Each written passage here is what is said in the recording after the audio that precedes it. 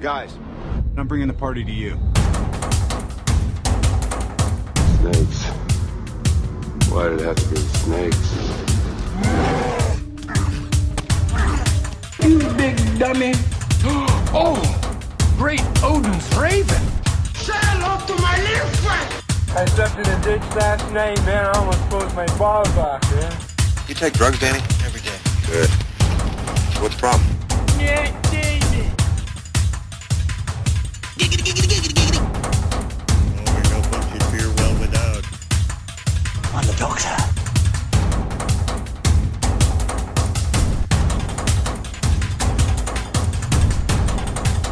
Gangsters, what's up, guys?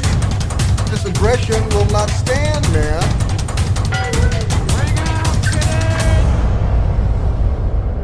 Engage. Quiet, numbskulls, I'm broadcasting. Hey everyone, welcome to the Pulp Culture Cafe.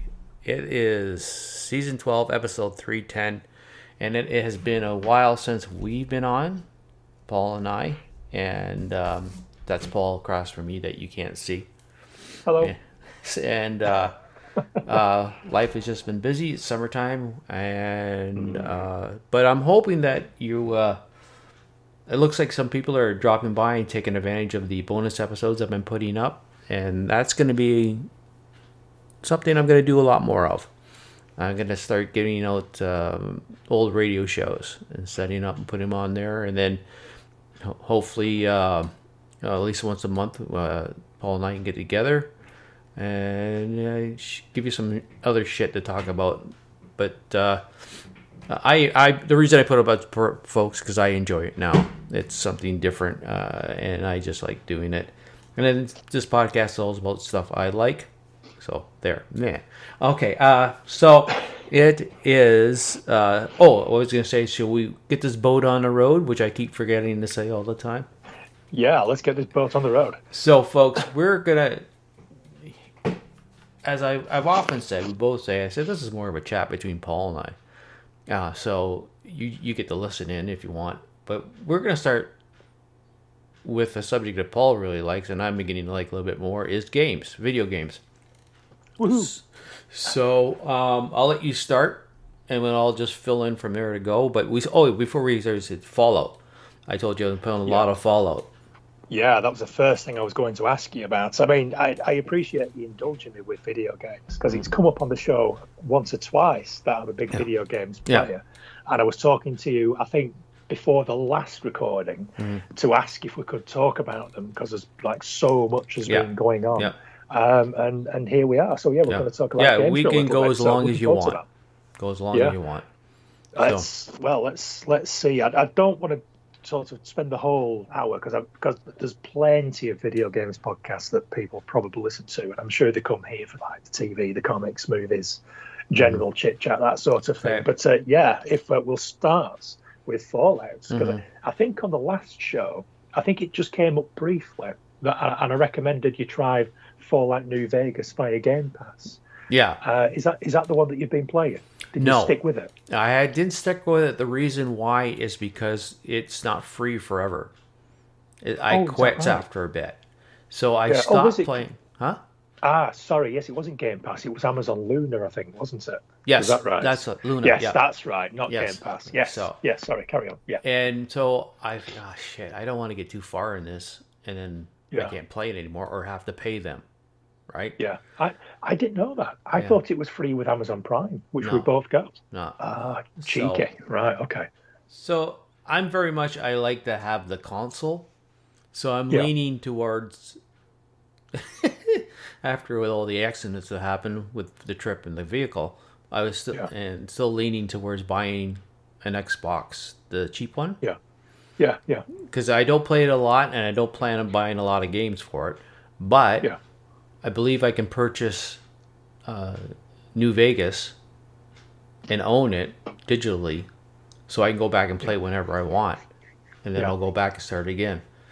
So I did enjoy it. It's but I was playing it a lot like I'm doing now with Fallout back on the PlayStation. I'm playing it a lot. And I'll probably get.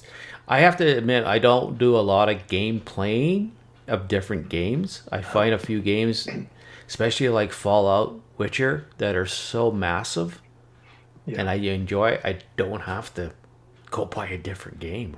And now I hear good things about 76 now.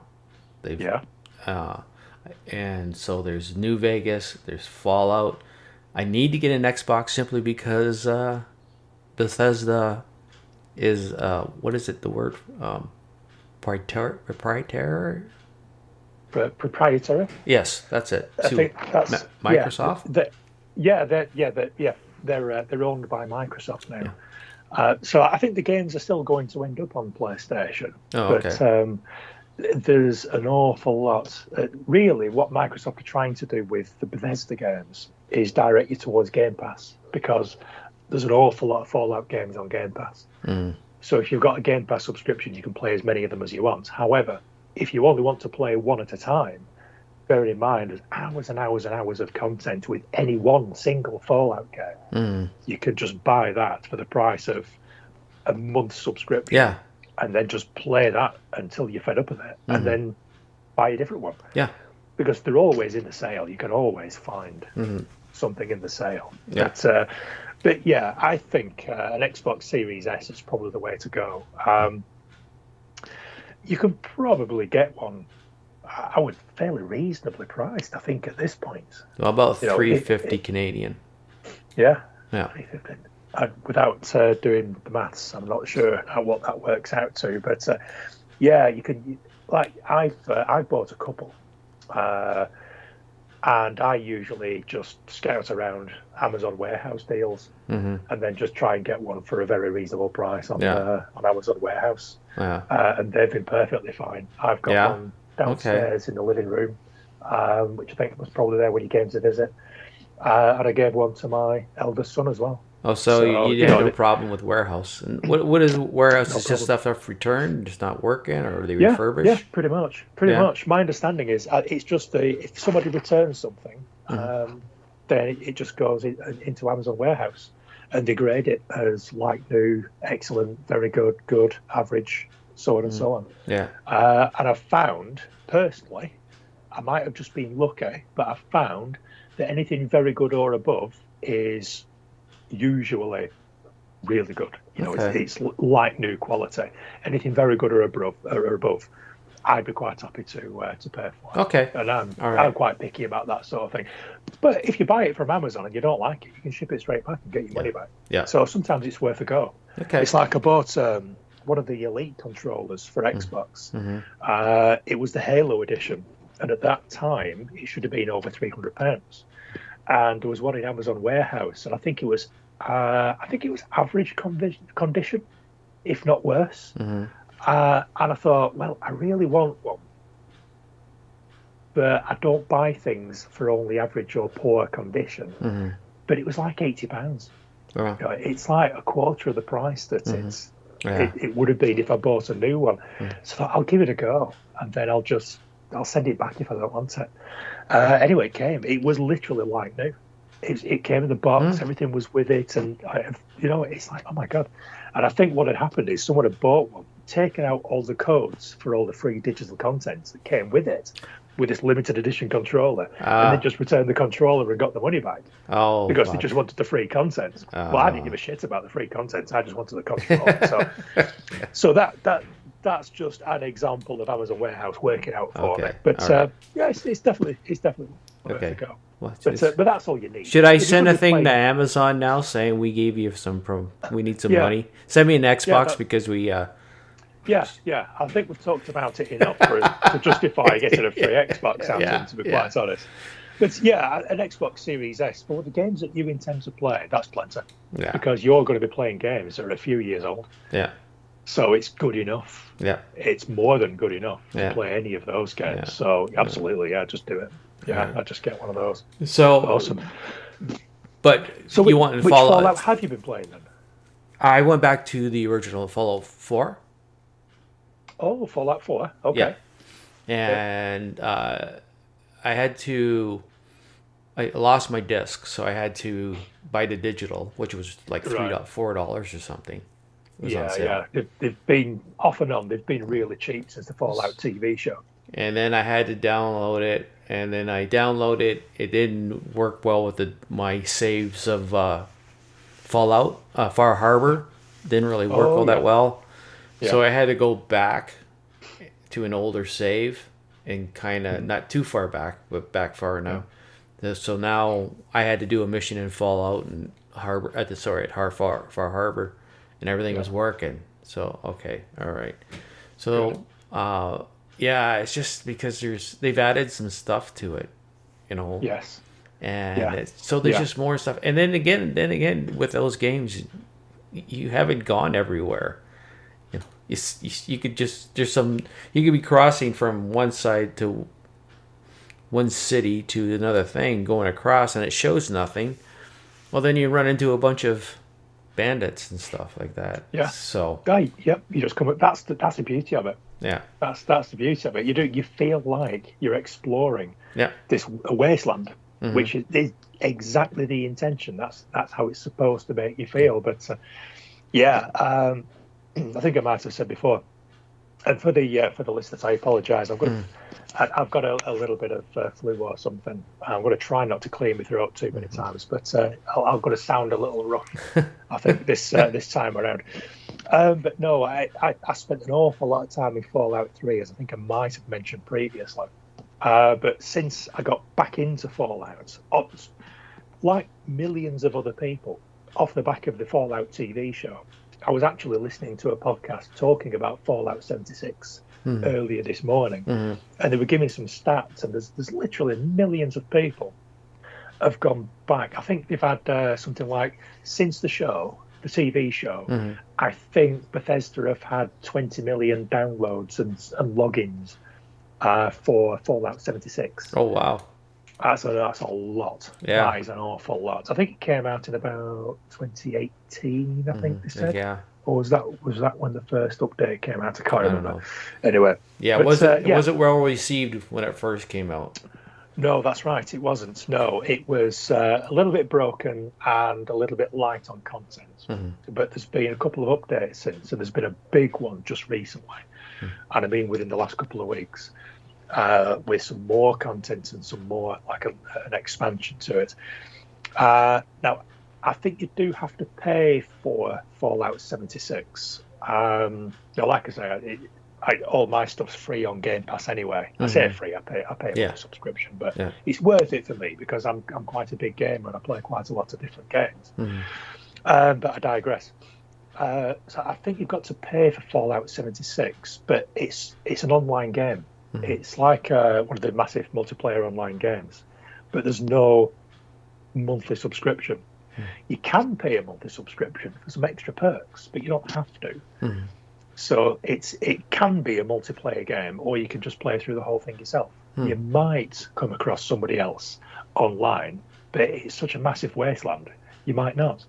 I have done a couple of occasions, but it's very rare, and I haven't had any problems with that. See, I like playing on my own.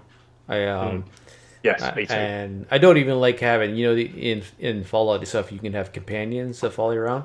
I don't even like that, except for the mutant guy. He's with me all the time. Yes. I just love the way he's talking and stuff. And there was a mutant guy in Fallout 3. I can't remember what his name was, but it was. But I enjoyed that. But no, I'm like you. It's I play it by myself. Otherwise, it defeats the object. It's like I just like to be a survivor in this nuclear wasteland, and I'm searching for things, I'm scrapping things, repairing, modifying, crafting things. It's like I was playing it for an hour this morning, funnily enough, and I highlighted a daily code. This is Fallout 76. I was playing Fallout 76 this morning, and I highlighted something on the map. I was on my way, and I came across two separate locations which weren't on the map. And there were some scorched ghouls at one of them and some raiders at another one. It's just random stuff that's just there that you just come across just by just walking just by walking through the wasteland, walking through this forest, walking over a hill, and then all of a sudden you start getting shot at. And it's like, wow, shit, where's that coming from? And then you go and loot the corpses, and you go and loot the buildings, upgrade your stuff, so on and so on. And I just really enjoy that. But like I was going to say, off the back of the TV show, I got back into Fallout, and I tried Fallout New Vegas, Fallout 4, and Fallout 76. And I thought I'd get back into Fallout 4 because there's recently been an update for it. Like you said, there's more in it now. There's more content. They've upgraded the performance and the graphics, and they've introduced mods that have previously only been available on PC and that sort of thing. So I thought, you know what? I'm going to get into Fallout 4 the same way that I got into Fallout 3. I'm going to get into Fallout 4. But I just keep going back to Fallout 76. Yeah. So the one that was supposed to have nothing to do, that was supposed to be a bit broken and shitty, is the one I'm spending most of my time on. Yeah. I'm just really enjoying it. Yeah. Just really enjoying it. That's one thing I like, walking around and checking stuff out and finding stuff and looking, and I don't like having to worry about someone else. You know, it slows me down when there's someone else there. And I haven't picked up 76 in a while because I've been hooked on 4. And 4, they've done the upgrades, and I'm I've got the suit, and I did a little one mod cheat to it to carry more stuff. Oh yeah. So I'm picking up a lot of stuff to take back, because you always needed to go back and fix your armor and stuff like that. Oh yeah. And then a lot of quests right now are simply trying to set up for the Minutemen, set up different areas so you can get them all together. But I'll probably, there's a good chance I'll probably go back to 76 again, because it's so good. And I like the idea now that they've got more quests to do, because the more quests I have to do, or enough quests to do, that also they have the hidden area. And I was playing 76, and I'm having to go over this area, and I'm walking along, and all of a sudden I hear this gunfire in the background. And I turn and look, and there's the Legion, I think it is. Yeah. And there's a caravan, and they're fighting off in the distance. And I just watched it because I was like, fuck, that's detail. You know, out of nowhere, you're not even close to it. They've set up the game so these was it NPCs are called? They're fighting each other. That's right. Yeah. I mean, that's kind of the beauty of that online world. It's always there. There's always something happening, because it's shared between you and a number of other real players. Yeah. So there's always got to be something happening somewhere, because they can't predict where the real players are going to be. Yeah. So you just happen to stumble across something. Another real player might have triggered that, but it's good stuff. Yeah. So I sat back and watched them kill each other off, and then went and looted everybody. Yeah, that's what I would have done. That's exactly what I would have done. Yeah. Just we sat there waiting. Yeah. Okay. Yeah, pick off a couple of stragglers, and then just got to take all of it, all the loot. Yeah, over encumber myself, and then just plodded slowly back to base, just so I could dump it all off. But no, I think that might be why I'm enjoying 76 more than Fallout 4, because in Fallout 4 you can get a bit bogged down with the base building, like looking after everybody else, like creating settlements, and creating utilities, and creating food, and beds, and goodness knows what else. Yeah. And it's like, you know what? Look after yourselves. Yeah. You know, you take care of yourselves. I'm going to explore. Yeah. So here's the thing. You set up colonies. You set supply lines. Yeah. Why do you need me there? Right. I've set everything up for you. Yeah.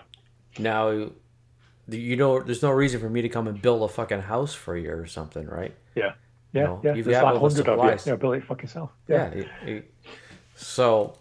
That's the annoying part, right? Yeah. That's the only thing that puts me off getting too deep into Fallout 4. Yeah. Aside from that, great game. Yeah. But it's just that element of it. just puts me off because I don't want to do it. I just can't be asked, and it's quite a big part of the game. Yeah. So yeah, Fallout 76 for me so far. Okay. And then when I'm done with that, I might go back and try New Vegas again because the story's supposed to be really good. Yeah. And I haven't really got deeply into it. I just sort of like put a few hours into all of them, and then decided to go with Fallout 76. Yeah. And that's the one that I'm going to stick with. Yeah. If I have the time to play more of it, and I don't have a huge amount of time to play more of it because I'm playing other things as well, then I might even be tempted to just do the Fallout first, the monthly subscription where you get the additional perks, the cosmetics, and you do get base building stuff, but you're only doing it for yourself. It's not there's no demand. You don't have to do it. It doesn't form any part of the quest. It's just it's there if you want to do it, which is fine because I don't normally bother. I rock up somewhere and start, right, I'm going to make a camp here. So I shift my camp over to that location, chuck down a bed, chuck down a cooking stove, and that's it. That's me done. That's it.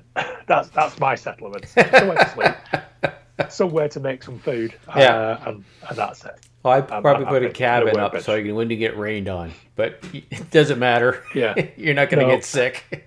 No, I'll be fine. I'll be fine. I've got my meds. Just get rid of all the radiation afterwards. I'll be fine. But no, good stuff. No, I'm glad you stuck with it. I'm glad you stuck with it because I've always been a fan since I played Fallout 3.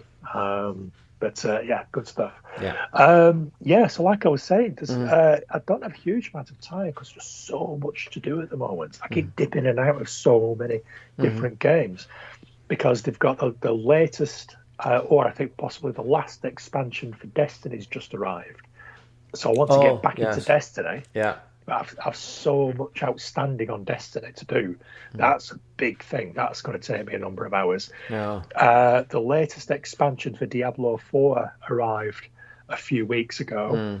So I started playing that. And, Diablo, just once it gets its hooks into you, it's so addictive. It's just like this gameplay loop of just going out and killing a load of monsters and demons and things, and it drops a lot of loot, and you upgrade all your loot, and then you can go somewhere else and kill bigger monsters, and they drop better loot, and so on and so on and so on. Yeah. But it sounds really repetitive, and it kind of is, but it's just so satisfying. It's just so rewarding just because you're always getting loot, and you just get that sort of that chemical hit in your brain. Yeah. It's just, it's like, ping, you've got like a legendary item. It's like, legendary item. I want more legendary items because I like the little ping sound that it makes when you get one. That's so addictive.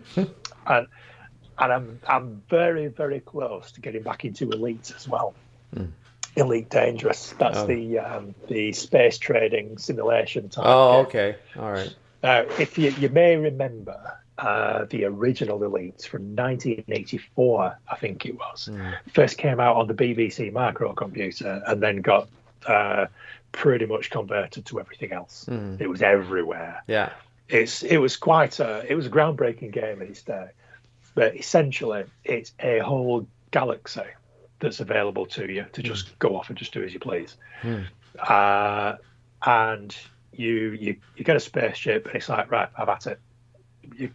You start off at a space station. You have a look down at the mission board. You can buy, sell, deliver cargo, deliver passengers. You can take on bounties to go and start earning money by shooting down raiders and pirates. You can be a pirate. You can, if you spot a spaceship traveling nearby, you can go and attack it, steal all their ship, and sell it, make money that way. It's massive, big. I say open world, open galaxy. You can explore. You can upgrade to a spaceship that carries more fuel, more power, a further jump capacity, so that you can just go right to the outskirts of the galaxy. And every time you visit somewhere new, then you download some survey data, and you can go and sell it. So you can make a living and upgrade all your equipment and all your spaceships just by traveling around and just selling all the survey data for all these new places that you go and visit. Jesus. And the more survey data you sell, the better the spaceship. You can go further.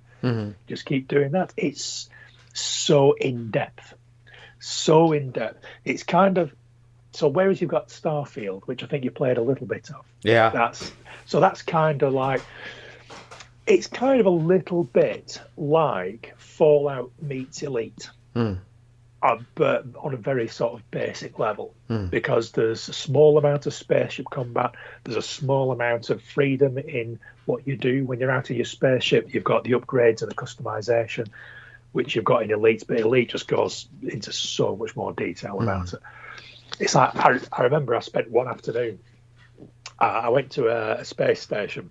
And in fact, if you have absolutely no idea what I'm talking about, then you must look at some gameplay trailers or some gameplay videos on YouTube. There's some amazing stuff. I was playing with one of my friends has put a lot of time into it, and he's got a massive big space cruiser. You can have multiple people on the deck, and it carries around fighter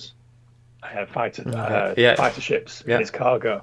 So we're just trundling backwards and forwards, and we went after some pirates. So I jumped into this location where there were some pirates, and he said, "Right," he says, "Do you want to go on the turret, or do you want to go in a spaceship?" So I'm like, "Oh, let's go in a spaceship." So we sort of press the button, and it puts you into the cockpit. It's no third person; it's all first person. But you're always in a spaceship. It's a spaceship simulation game. Okay. Yeah. So you move from the deck chair into the fighter chair.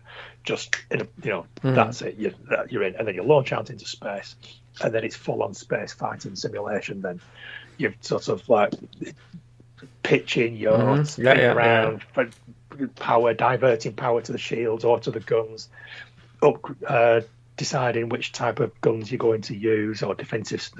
It's just amazing. And after we'd finished there, it took me to a space station that some players had created inside an asteroid. Oh, so it's and it's like, oh my god, I had no idea this was there. He says no. He says you've got to be invited. He says you don't know it's there. Nobody knows it's there. You've got to be invited to it. Otherwise, you'd never find it because it's a massive open world galaxy. You can't stumble across it. Well, I mean, you could, but the odds are so remote. Yeah. But it's like, oh my god, this game they create lives. It's just unbelievable. But yeah, it's really good. It's really clever. So it's check that out. Is it a computer game or is it a console game? It's everywhere. Okay. So basically, it's everywhere. But I've been playing it on the Xbox. Okay. And the reason why I'm starting to get back into it is I got it on the PlayStation. And the only reason I got it on the PlayStation because at the time I was playing more PlayStation than Xbox. I've always been more of an Xbox guy since the Xbox 360 days.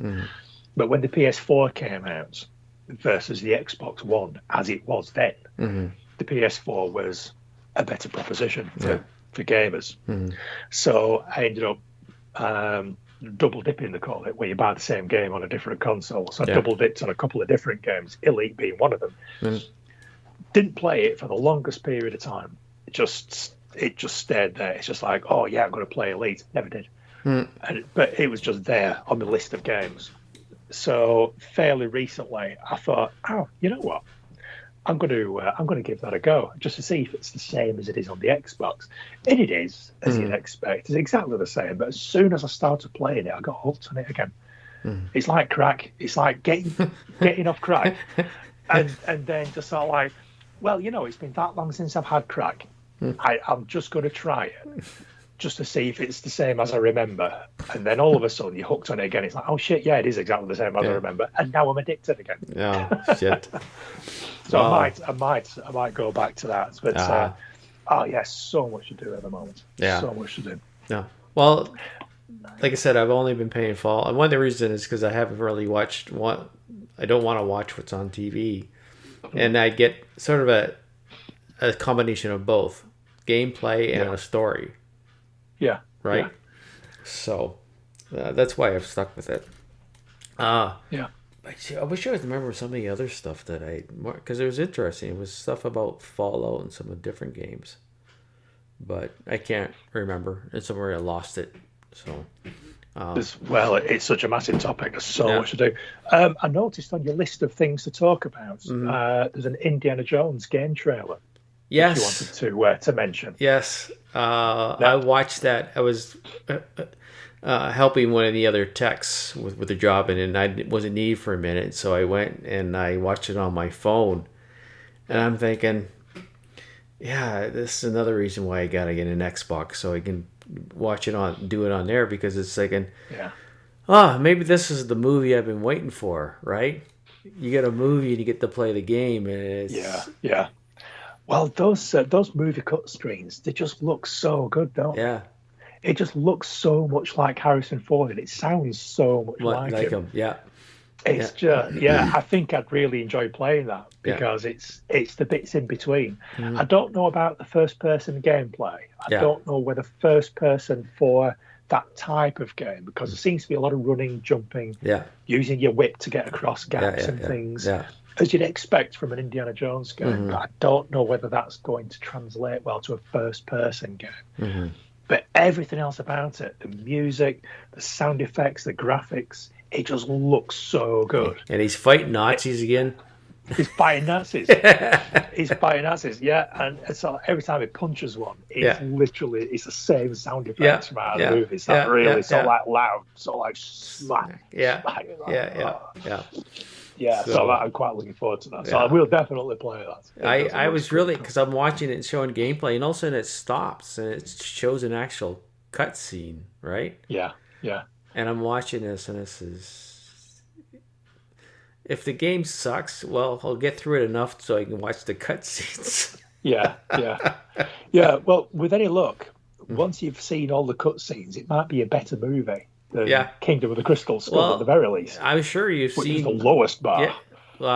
If you've probably seen on YouTube where people have taken the cutscenes from different video games and edited them all together, and you've got like an hour movie. Hour 15 movie, right? That you don't need the gameplay in it, right? So Well, that's right. It's like The Last of Us. I mean, nobody needs to play the game now because you can just watch the TV show. But there's an awful lot of story when you're playing a Last of Us game, which is actually, for that particular game, is a good thing. Yeah. Because that's what it's all about.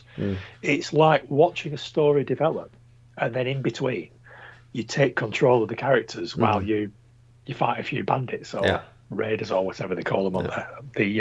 And then the plant-headed people who, I can't remember what they call them now. Clickers or something, isn't it? Yeah. I'll go with that. Anyway, I don't remember. Yeah. Sounds about right. Yeah. Sounds about right. But some stories are so good in video games that it's almost a shame that you've got to keep playing to get to the next cutscene. That's happened to me where I've watched a cutscene and then all of a sudden it stopped and I'm going, what's going on? Oh, I gotta play now. You forget you sat there. You're waiting for the next. Just keep going. To happen. Yeah, it's like, oh shit, of course. And then you start like pushing up on the sticks. That's a game I have and totally forgot about. The Last of Us. I started to play it and then I just stopped. So, Jesus, I think I own that, so they can't take it away. I gave up my PlayStation Plus subscription because I wasn't playing anything other than the games I had owned and a couple. Yeah. So once you've done that, the games that you have got for free downloaded, you can't play them anymore because you don't have the pass. That's right. So, you got to keep a subscription. But I got enough games to keep me going. I've got so many games. That's ridiculous. Literally hundreds of games that I will never play. Yeah. So I'm not worried about that part. No. But that I really enjoyed that. I almost should have come home and watched it on my big TV screen again instead of watching it on my phone. But I'm fucking caught up in the wires. Look at all that lovely noise. So anything else game-wise you want to bring up? Just two. Two, really. Just very quickly, because I don't have a lot to say about this one. But did you, or have you seen any of the trailers for Star Wars Outlaws. I don't That's think so. No, it's a third-person action game from Ubisoft. Okay. Star Wars branded. Mm-hmm. It's supposed to be an open world. Sounds interesting. I've watched a couple of trailers. I watched the most recent gameplay trailer. It looks like it might be something I'd enjoy, but I'm going to wait and see. I'm going to wait and see on that one because on paper it should be something that I'd really like. Being a massive Star Wars fan and being a massive video gamer, the two smushed together should really appeal to me. But I'm just a little worried about it. So we'll see. We'll see. It's it's got a Star Wars coat of paint, but I'm not sure that the gameplay sort of fits in the Star Wars universe because it's literally just a Ubisoft third-person action game. It's just skinned as a Star Wars game rather than, say, an Assassin's Creed or something like that. So I thought, if it's just going to be the same sort of thing, if it's just a map full of dots that you've got to travel to, do some shitty little activity to progress on to the next thing, it might look and sound like a Star Wars game, but if you're just doing the same old, novelty is going to wear off pretty quickly. So I don't want to get too excited about it. But it is a Star Wars game, and it is open world. So we shall see. The only other thing I wanted to bring up with regards to games was I watched the Xbox Showcase presentation, which was on the 9th of June. And right at the back end, there was a trailer for another Gears of War game, which I am really looking forward to. I don't know whether you've got any history at all with the Gears of War games. I did play it. So I had it. I can't remember where I played it, though. I must have had an Xbox. Yeah, the original one was all the way back to the Xbox 360. Yeah.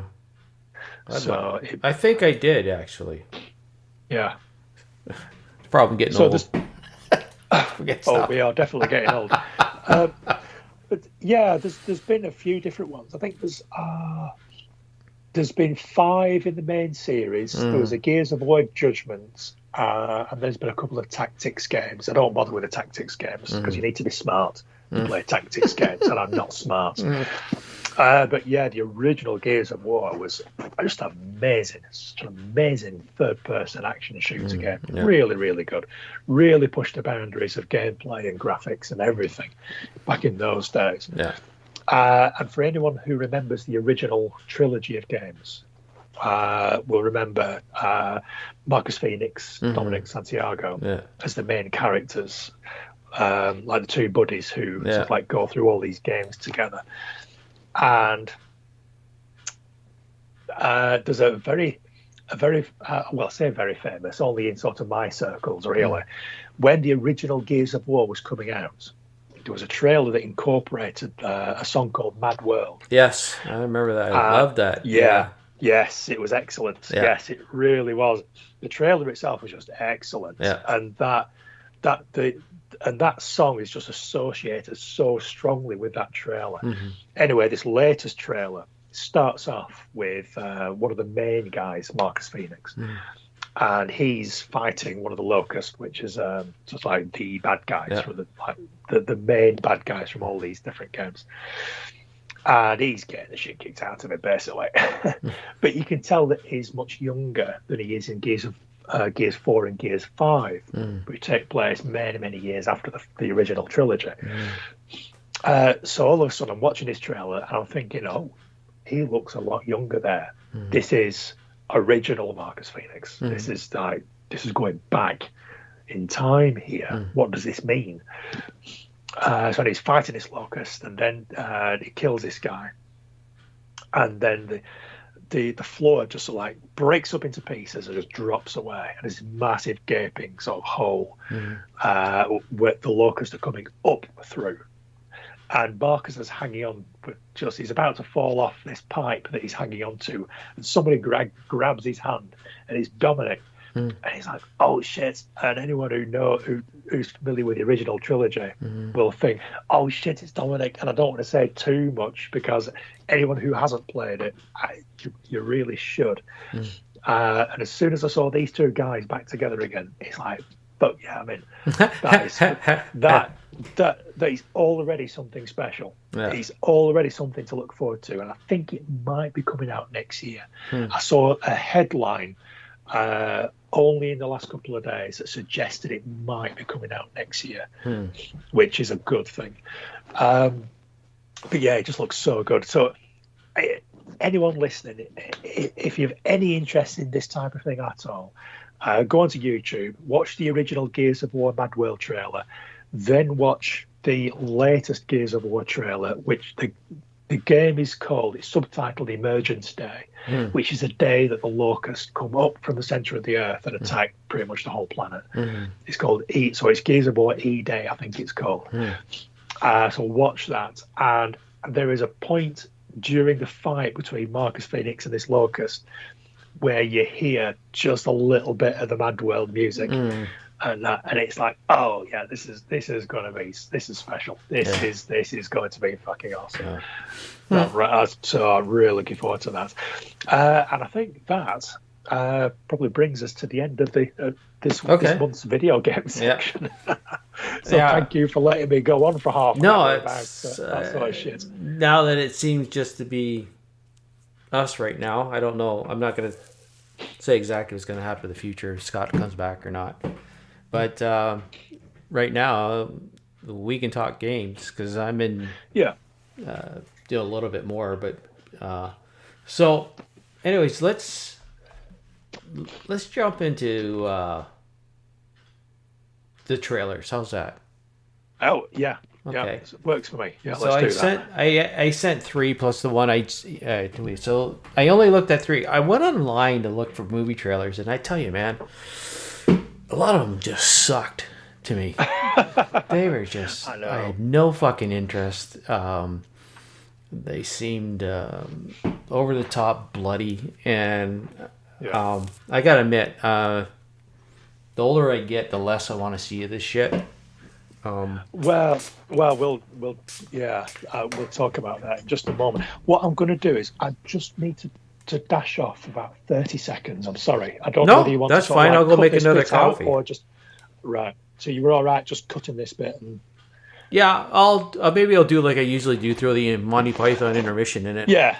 No, it's just if you're going to leave this whole thing in, then everyone's going to be listening to us having this conversation. Okay. Silence all right. for a minute. I'll see you in a couple. I'll be right back. Okay. All right. Bye.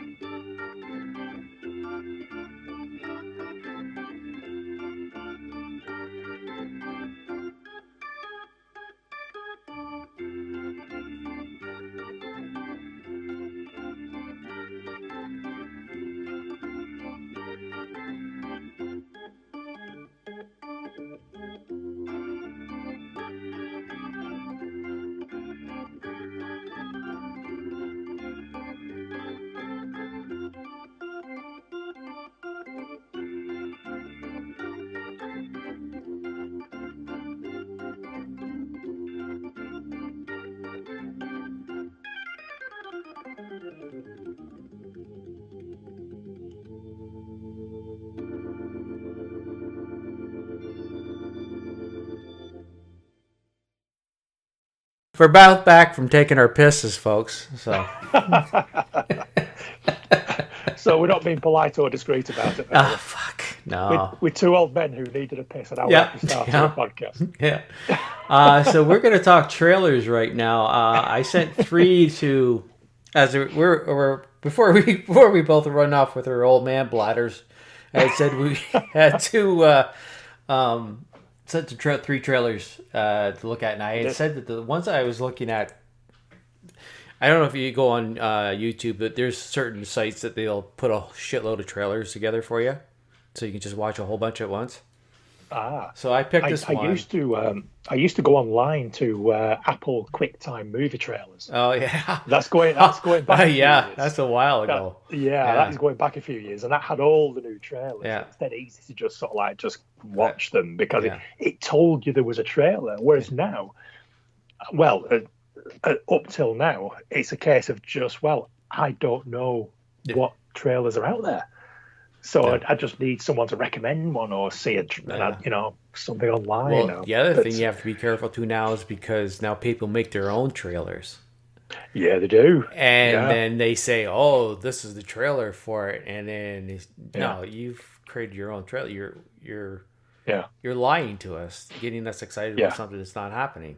That's right. Yeah, I saw something about a Back to the Future reboot with Tom Holland as Marty McFly. Yeah, and just for a moment they had me. Yeah. Because it looked really good. Yep. And nope, it's all bullshit. It's all AI. It's all motherfuckers. Yes. So now the only one I'm confused when I looked at that, it was the latest Beetlejuice trailer, and that was from a couple of weeks ago. Were you able to find that one? Yeah. Okay, so it's more of an introduction to the characters of what's happening and stuff like that. And and again, it's. I watched it, and I'm thinking, it's Tim Burton again. It's Michael Keaton. Unless something's really screwy, it should be entertaining. So I enjoyed it. The trailer, it should be entertaining. To be honest, the first trailer, the teaser, I was really hyped. Yeah, I thought, oh shit, yeah. I mean, I liked the original. It's not something that I hold in particularly high esteem. It's not something that it's not making any of my top 10, 20 lists of best films. Yeah. But I enjoyed it. But when I saw the teaser for the second one, I was really on board. I thought, oh, yeah, you know what? I'm ready for another Beetlejuice. Yeah. I'll watch that. I'll definitely watch that. And then I watched the latest trailer, which gives you more information and you see more about the characters and everything. And I actually went off the boil. Yeah. I actually thought, you know what? There's an awful lot of story beats here, which it's not just a sort of an homage to the first film. It's not just sort of like a bit of an Easter egg. It's not just a nod to the original film. They're pretty much just ripping off the original jokes. It's like the bit where the camera goes behind him, his face opens up. That's prime example. As soon as you said that, I think that's what he's going to talk about. Yeah, prime example of just doing exactly the same thing. And the problem is, you can see it coming from a mile away. Yeah, and it's sort of like as soon as you start leading towards that gag, then you can see it coming, and then it happens, and it's like, yeah, I get it. That's what I thought you were going to do, and you did do it, and it looked pretty much exactly the same as it did in the first movie. Yeah. And I was disappointed in that because I think it's a very fine line between giving somebody something that they want. It's like you got to be careful. You got to be very careful with this sort of thing. It's kind of like Star Wars and going back to the Force Awakens, and you get it's like one of the trailers that I watched. I must have watched it like 20, 30 times. And it's like one of the first ones, and it's talking about the dark and the light, and then it cuts to the Millennium Falcon being chased by some TIE fighters, and that I thought, yes, that's what I want. That's what I want. It's exactly the same thing that I've already seen before. They've done that in episode 4. They've done it in episode 5. They did a fuckload of that in episode 6. That is exactly what I want because it's a Millennium Falcon. It looks the same. It sounds the same. All the sound effects are exactly the same. It's being chased by TIE fighters. That looks fucking awesome. But in reality, when you're watching something from start to finish and you sat through 2 hours worth of a movie, if you're just repeating something that you've already seen, then you do start to get a little bored. You do get bored. You do get bored by it. Yeah, it's like Ghostbusters Afterlife.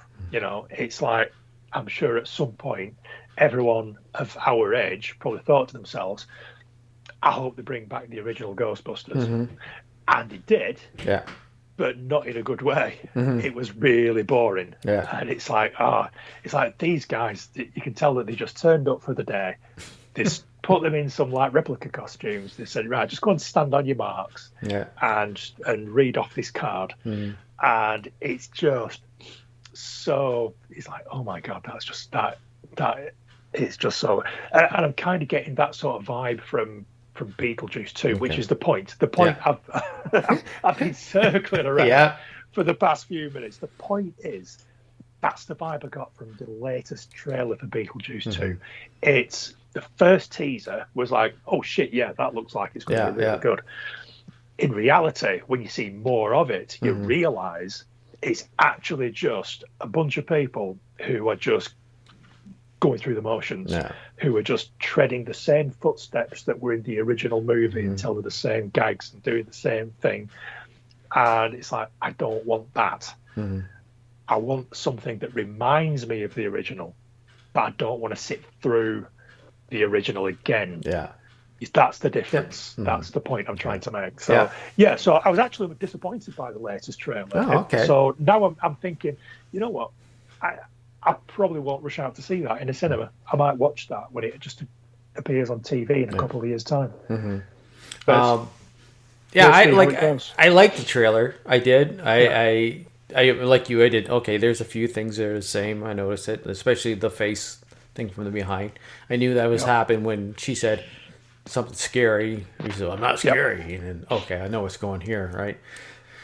So, it's still one of those ones where, like, I want to see it, but am I gonna go into the theater and see it? You know, we can actually talk about a couple things after they talk about trailers about theaters and stuff.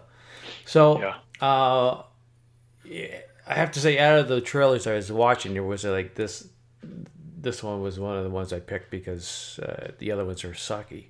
So, but I don't know, like, sometimes nostalgia is going back. Like you said, Force Awakens was basically, it gave you everything. It was like fan service, like blatant fan service. There wasn't much originality to it, just changing a few things to get it to tell a story, which I didn't mind. The first one I liked because it gave me what I wanted, and that's what I've been wanting for a few years. It's exactly the same. A little boring that way, but it gave me what I needed. So and then every year it gets more expensive to go to the theater. So you really got to make your mind up what you're going to go pay to go see. So Beetlejuice would be one of those ones that's kind of like, I'll wait and see if it drives me to it or not. The other one that I got a kick out of, it's another one that I enjoyed it, but it's another one that it's, I've seen this thing a few times. Though I'm gonna pay $15 Canadian to go watch this, and that's The Killer's Game with Dave Bautista. Oh yeah. I'd never even heard of that until you directed me to the trailer. Yeah.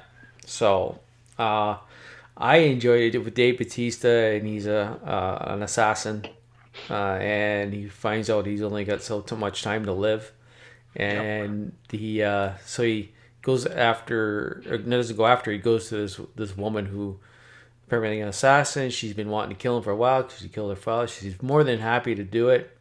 Yeah. And as he's going, it's one of those, you could almost see it coming, but you didn't know what it was. But it was we diagnosed you wrong. You're gonna live. So so now he's fighting off all these people that are trying to kill him. And it, like I said, somewhere I read or saw on the trailer itself, is from what someone associated with the John Wick stories.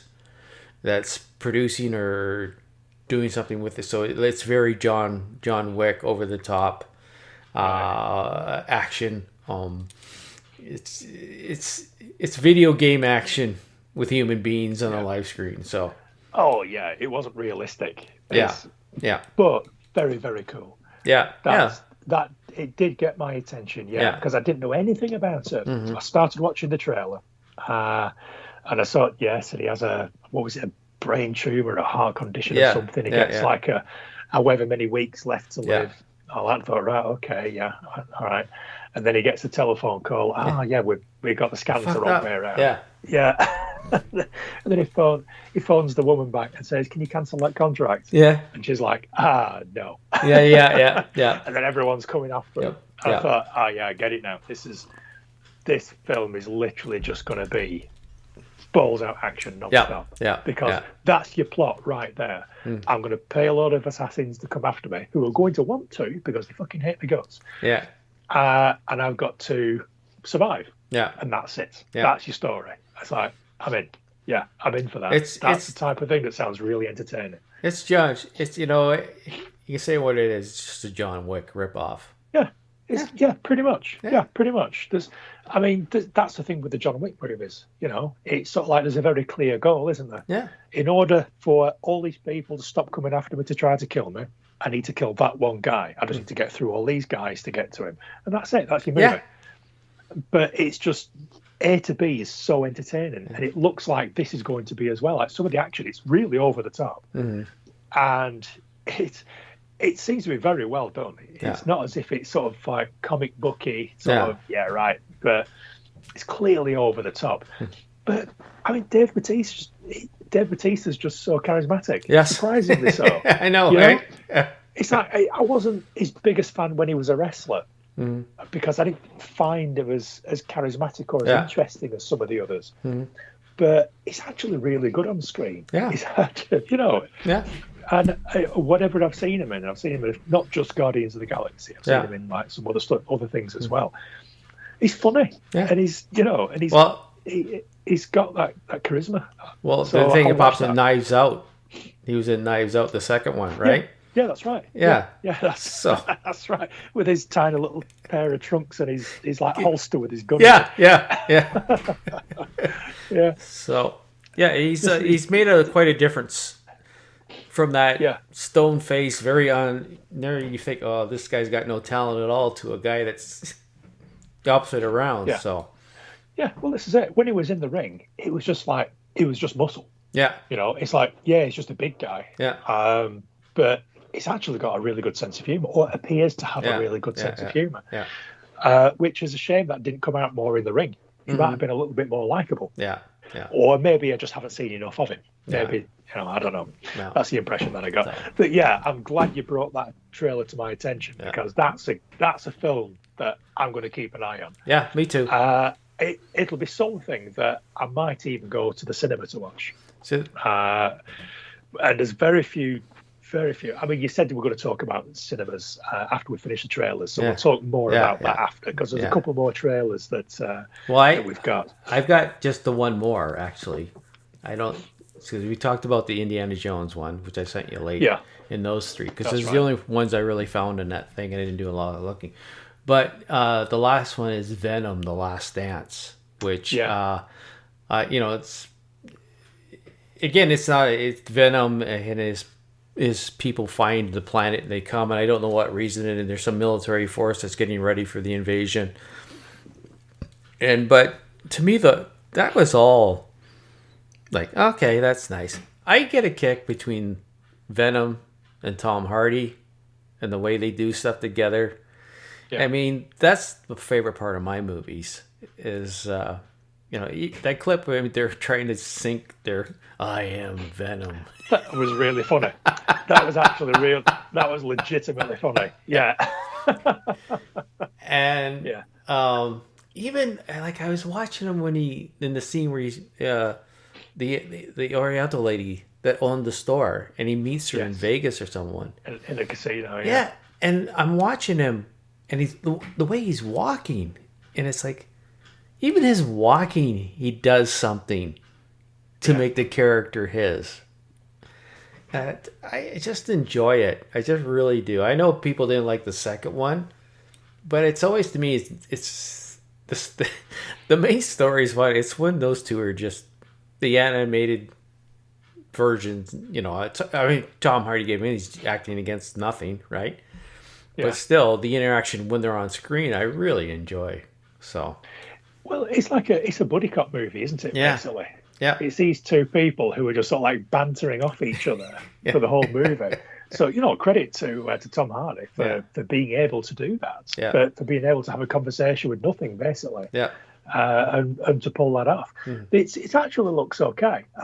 No, I wasn't a massive fan of the second one. First one was okay. I wasn't a massive fan of the first one, but I didn't not like it. But yeah, this one, I think the interaction, I think because they're already Venom. I think because they're already set up as Venom right from the very start, I think it's going to be a better movie than the first one, which, as with most origin movies, they always take some time to get going, don't they? So like the first 30, 40, 50 minutes of the first Venom movie they were just finding their feet. They were just sort of like becoming Venom. Yeah. And then it was much better afterwards when the action really kicked in. Whereas now it's all we are Venom sort of shit. Yeah. So I'm actually quite looking forward to this third one. Yeah. But again, I didn't even know they were doing a third one. I saw something online in the last week or two about Venom Horse, and I didn't even bother clicking on it. I thought it was just AI generated. Yeah. I thought it was just something that someone had done. And then when you sent me that thing with the trailer, I thought, shit, it's actually a real movie. They're doing a third Venom movie. Took me by surprise. But I watched it and that. But that bit where they're trying to sync up with that "We Are Venom" thing was so funny. And then you take me to the best places to eat or something or whatever. Yeah.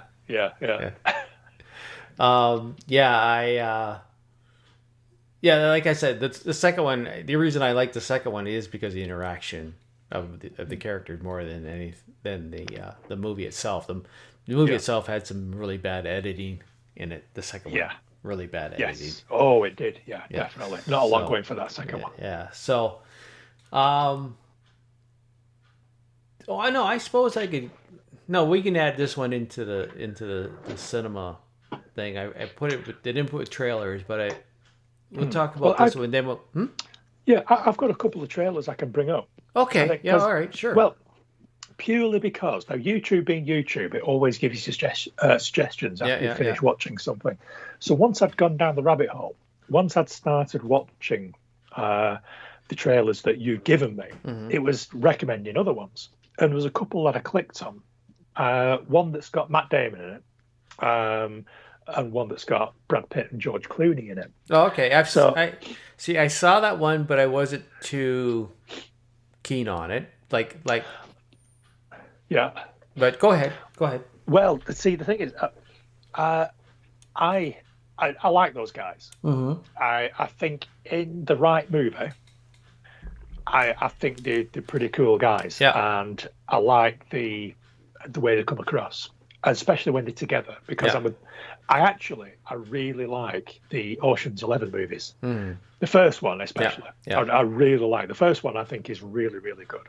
I really like that first Ocean's 11 movie, and a lot of it is the interactions between all the different characters, because they're all kind of cool or goofy or silly or quirky in their own way, and it's just a good, fun movie to watch. So when I saw a trailer with Brad Pitt and George Clooney in it, I thought, well, I'll at least watch the trailer. No idea what it's about. No idea. But because those two guys are in it, I'm going to watch it. So it's called Wolves, which sounds weird. WOLFS, Wolves. And basically, it's about two guys who clean up messes. Who clean up, sort of, if someone's been murdered or killed or whatever, they go and clean it up. Make it all go away. Make it look like it never happened. And I don't know, but I'm wondering if this is like a throwback to the character Winston Wolfe in Pulp Fiction, who was exactly that sort of guy. You called him up if you needed to let me start again. You called him if you needed to dispose of a dead body. Yeah. And he'd turn up, make it all go away. So the movie's called Wolves. I thought, I'm going to be something to do with that. I don't think it's set in the same universe because that's Quentin Tarantino film. Yeah. But I wonder if it's just some sort of reference to Winston Wolfe. I don't know. No idea. But anyway, these two guys, Brad Pitt and George Clooney, they're both the cleaner type people. But they're independent of each other. They're not friends. They're not partners. They're not a team. They're nothing like that.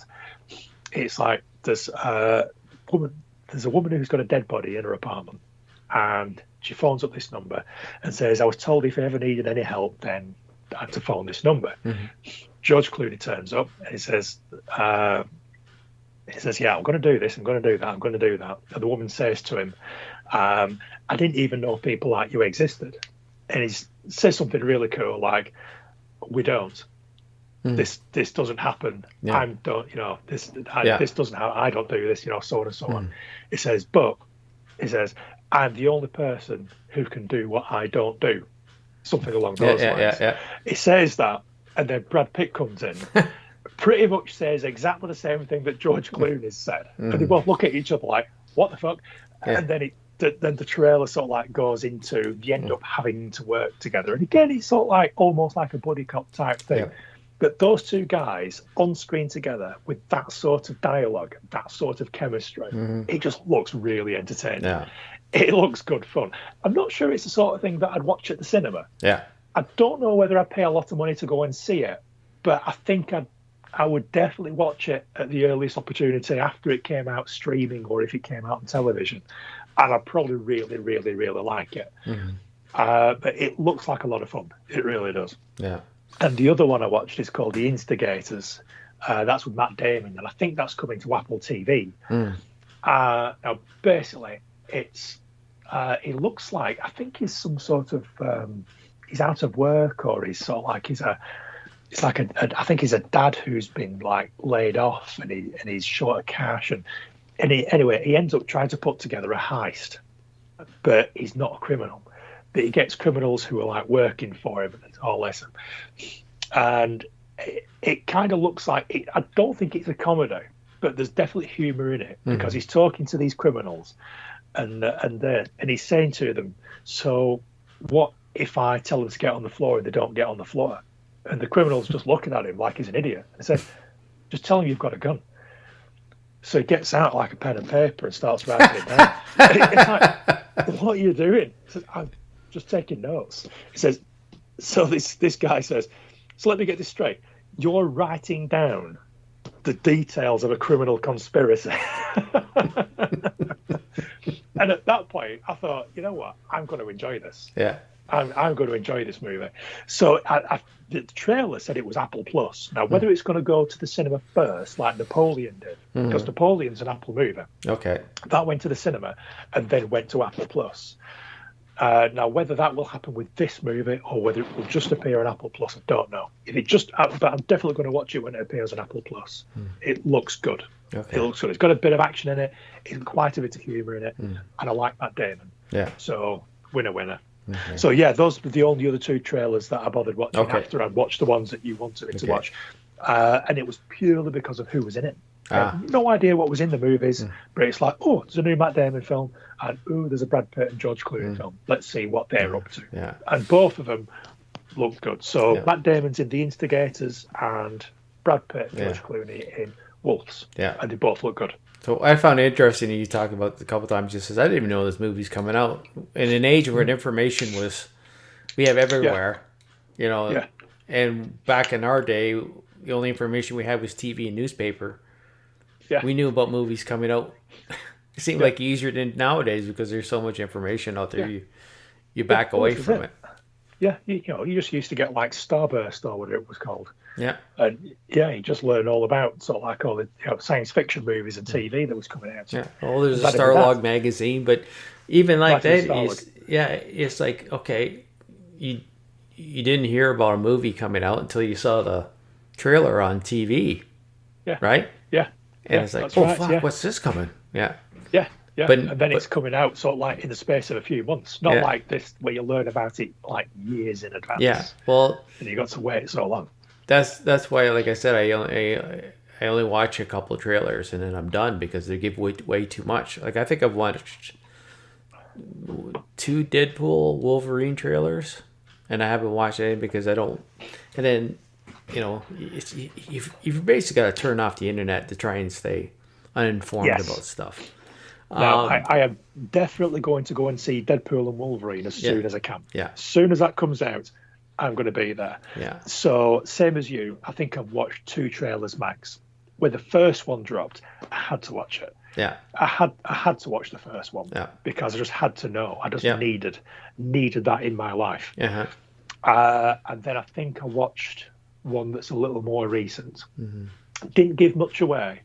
But I'm at a point now I don't want to know anymore. Yeah. I do not want to know anymore because this is the type of movie that could surprise you with cameos or crossovers or goodness knows what else. Yeah. So and I don't want to know too much. Yeah. So media blackout. Yeah. So that kind of lead us to the other one. Like movie theaters and the trouble they're having with getting audiences in there. So I did go see Kingdom of the Planet of the Apes. I don't know if you did. I love those movies. I always cheer for the apes, no matter what. And like it made a decent box office, compared to its own stuff, and but it was getting terrible reviews on something, and people couldn't understand why. So this movie's so good. It's so good, and the same with me. I was wondering why is it so low? And I can't remember what service it was, but I enjoyed the movie. Because I liked it, and then people were complaining because it was so slow at the start, because they're telling a story. Boo hoo, that part I enjoyed. I find out what's going on with these people, with these apes, and what's leading them to this. So that was fine. But then come along the Stuntman and Furiosa, and you're expecting big things out of these things, and then they tank basically.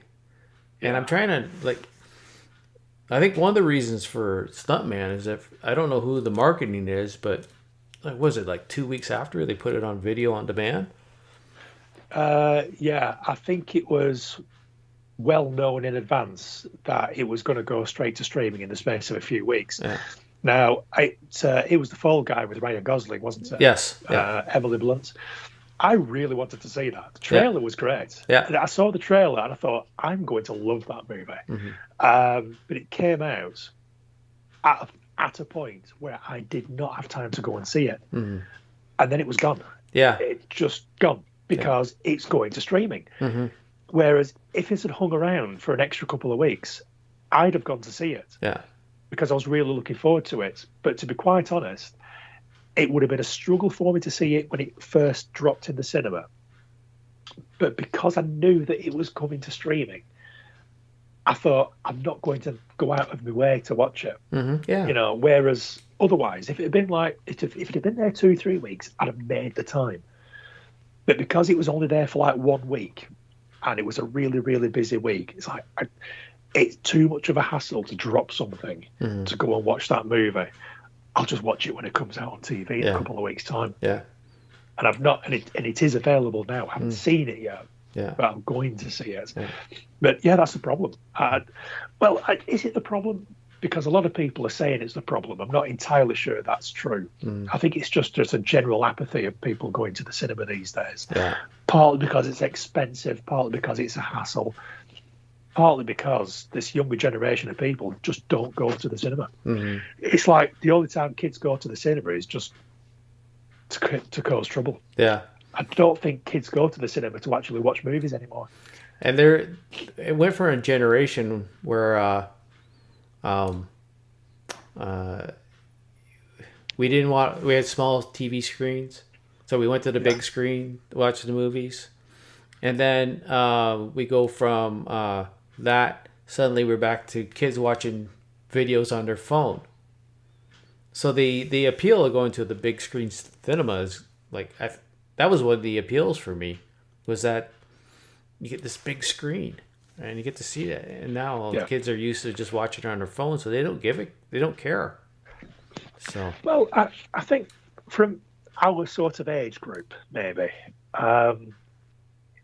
going to the cinema was an event. Yeah, it was a big deal because we didn't have movies on demand. Mm-hmm. We couldn't just watch movies whenever we wanted to. We couldn't stream them. We couldn't, I mean, back in those days, we couldn't even rent them. No.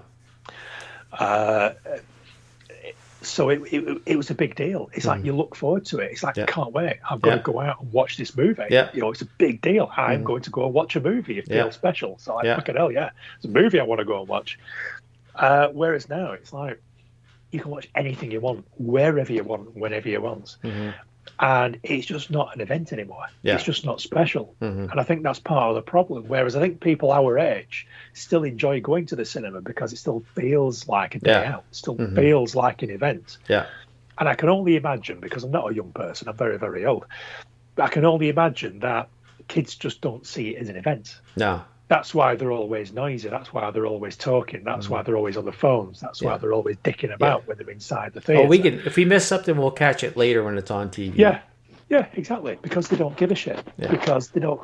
It's not a big deal. It's not an event to them. Mm-hmm. They don't care. Yeah. Whereas people our age who are in the theatre, like feeling like it's a special occasion, it's these fucking little wankers just ruin it for you. Yeah. And it just makes you not want to spend a lot of money to go back because you know that some dickhead is just going to annoy you. Yeah. That's part of the problem. There's nothing that the movie industry can do about that. No. That's a theatre problem.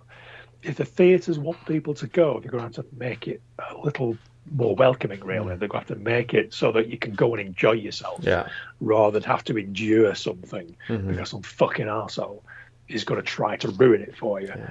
There's nothing the movie industry can do about that. No. It's a local problem that needs to be solved, from my point of view. Yeah. And I might be wrong, but that's the reason why I don't enjoy going as much as I used to, because it's just fucking pain in the ass. It's like everything else nowadays. The money is tight, and it gets tighter. And when you're paying, almost the same as regular cable for your stuff now, with all your Paramount Plus and your Netflix and Amazon, and they're going to the same system that they said the whole reason with it is no commercials. Now they're getting commercials because they have to pay for themselves. It's you almost don't want to.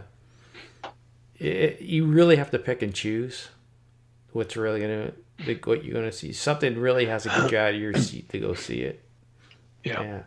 I mean, I wanted to see Furiosa, but it came out while I was in Japan, and then I got back and I didn't have a vehicle to go see it, so I might go and still see it again in the theater. But if it shows up, I don't know if it's on Amazon to rent or not. I might just say piss on it. But I'm like you, when Deadpool and Wolverine come out, I'm probably gonna try and see it the first night. It goes, or the next morning. Yeah. So, but it's weird. Oh, what's happening, and there's really nothing to this give you an indication of where it's going and what's going to happen. It's going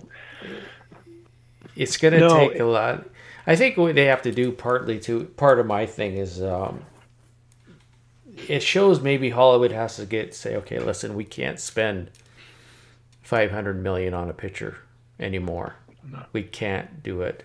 It's just, we're not going to make our money back. We need to drop the budget down, get creative, like that one film director who was able to do stuff with he did that one alien movie, what the hell was it, where the aliens came down, they were putting it in Australia, or was it South Africa? District 9. District 9. Yeah. Yes. You know, doing that kind of movie where the special effects look awesome, but it did break the bank, right? No, that's right. So yeah, they have to stop getting away with spending all this money on something and get back to low budget so they make their money back at least, and stop thinking about their cut of the end, thinking they're going to make all. Marvel, Disney, they've decided that, you know, we can't keep pumping movies out because people are getting so oversaturated and they don't care anymore. That's right, yeah. And they're just not making the money back on them. Yeah. So anyways, the thing. But we're probably only 5 or 10 years away from movie stars taking a massive cut in wage. Yeah. Because it's, you know, there's going to be, there might be fewer movies, there might be cheaper budgets. You know, in 10 years' time, they might be making a movie for, I don't know, let's say $50 million. Yeah. And people like Brad Pitt, George Clooney, Matt Damon, that's, you know, you're either going to have to take a massive price cut in the amount that you get paid for these movies, or you ain't making movies anymore. No. Well, because they'll just be going after cheaper people and making cheaper movies. And the other thing is, listen, we can't pay you. You want to be in a movie, we can't pay you, but we give you this, but we'll get you a cut of the back end. If it makes a lot, does well, then you do well. Yeah. But I'm not paying you $20 million on a $50 million budget, hoping that we'll make the more money. Yeah. So, but all right. We've tried to fix the problem in the movie theaters, but fuck all. So let's just go to some general news. I didn't send you a list, but I'll just bring it up and we'll talk about it. First one is The Boys will end after season 5. Have you watched any of the new season so far? No. Is it season 4 at the moment? Yeah. No, I've not watched it yet. How many episodes are available? Right now, 3. Is it really? Yeah, I I've thought only it watched started one. this week. No. I was going to watch one this morning and I ended up not doing. I watched the last episode of Archer instead because I've been meaning to watch that for ages and ages. And I thought, you know what? Fuck it. I'm going to watch Archer. Mm-hmm. Yeah. And I'm glad it. I've been putting it off because I didn't want it to end. Yeah. Yeah. But anyway, so I've done it. So, but no, the short answer is no. I've not watched any of them yet. That's fine. I've got a strange relationship with The Boys. Mm-hmm. It's something that we've discussed previously. I think every year when there's a new season of The Boys, I think this conversation comes up. I've got a strange relationship with The Boys because I'm a big fan of the original comic book series. Mm-hmm. And the TV show diverged so much from the comic book series that, to me, it's unrecognizable. And I don't really enjoy it as much as most other people. Not because there's anything wrong with it, but because I was really looking forward to seeing a TV adaptation of the comic book, because the comic book is fucking awesome. Yeah. And there are certain things in that comic book that I wanted to see on television, and I never will. Yeah. Because they're not telling those stories. Yeah. And I'm disappointed with that. And I'm a little annoyed. Yeah. So, I'm not the biggest fan of The Boys on principle. Yeah. Rather than because there's anything wrong with it. Because it is great. Yeah. It is awesome. But yeah, I've not watched any of them yet. But I will. I watched all the previous series. I will watch it. I just haven't started yet. I have this year. And a lot of it has to do with, I'll be honest, with my mental state right now of stuff. Yeah. I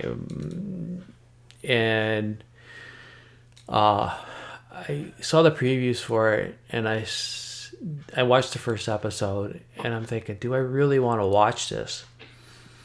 Because it's trying to reflect stuff that's happening now in the storyline, in some of it, and I just, I don't know if I want to watch this in my fake reality show. I get enough of it in real life. I don't want to see. I mean, watching I forget the lead actor who plays Homelander. Just watching him. Is it Anthony Starr? I think so. Something like that. Yeah, because and I mean, he's just amazing to watch. He is. He is. He's extremely good. And there's aspects that's come up this year, and I said, you know what, I'm gonna have a hard time getting through this. You know, to watch them. I'm gonna have to really set my mindset to watch. Like, I didn't watch all three of them. I just couldn't. I just didn't want to. And I might try and watch one today. And it's just the path that they're going with this story. And once you get past those things and a couple things, it's fine.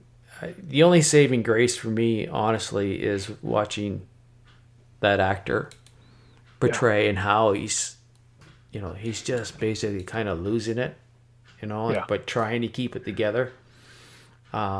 So it may be the same with season 5. If when they do it, it's going to be, I can watch this, but it's not going to be.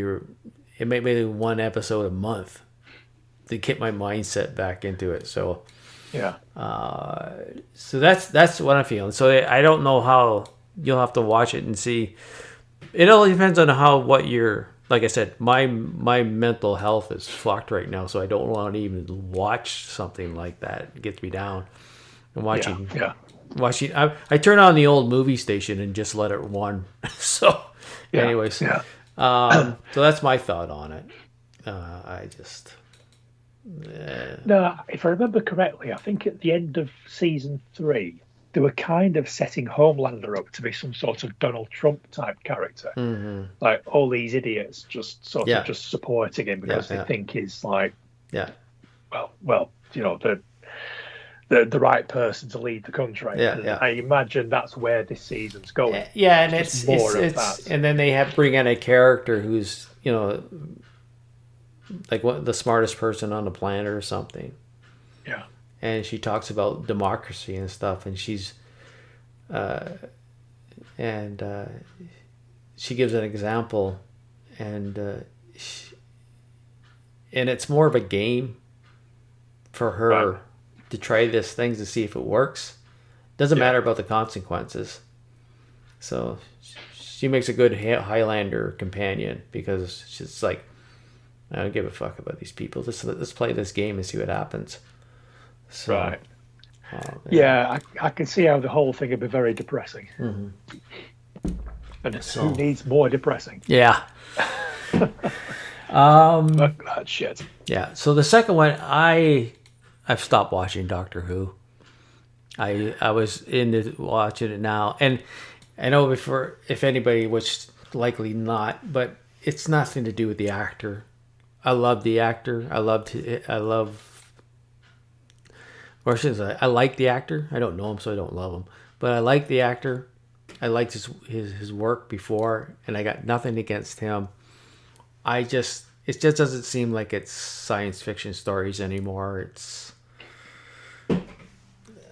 people say, well, they've always had this, they've always had that, but now it just seems to be right in your face, and I just don't want to watch it.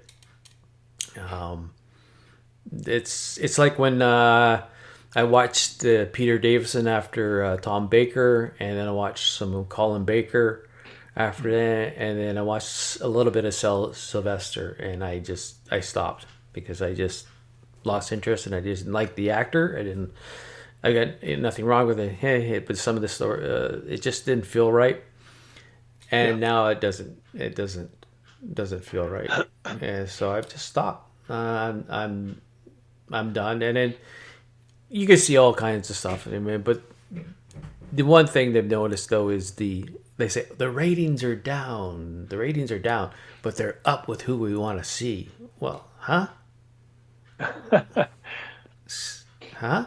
Your ratings overall are down. That's the bad thing. Whipping out the part of the good isn't going to help you if they're down overall. So I think Disney and I know it's always a thing with people, but I really do think Disney just kind of have their hooks in it. so it's going to get watered down or whatever you want to call it. So I it shows a couple things that comes up, but I really don't want to. I don't want to watch it. I'm done. So Yeah, I've been checked out of it, Doctor Who, for a little while, to be quite honest. I think, if we're being honest, I think from when Peter Capaldi took over, I've been pretty much checked out of Doctor Who. Yeah. I've been watching it fairly regularly, just from a sense of duty, more than anything else. That's because it's just like, it's like long-running British science fiction television show. Yeah. It's like, it's Doctor Who. I've got to watch it because I have to. Yeah. I'm supposed to. But ever since Peter Capaldi took over, I've kind of been checked out.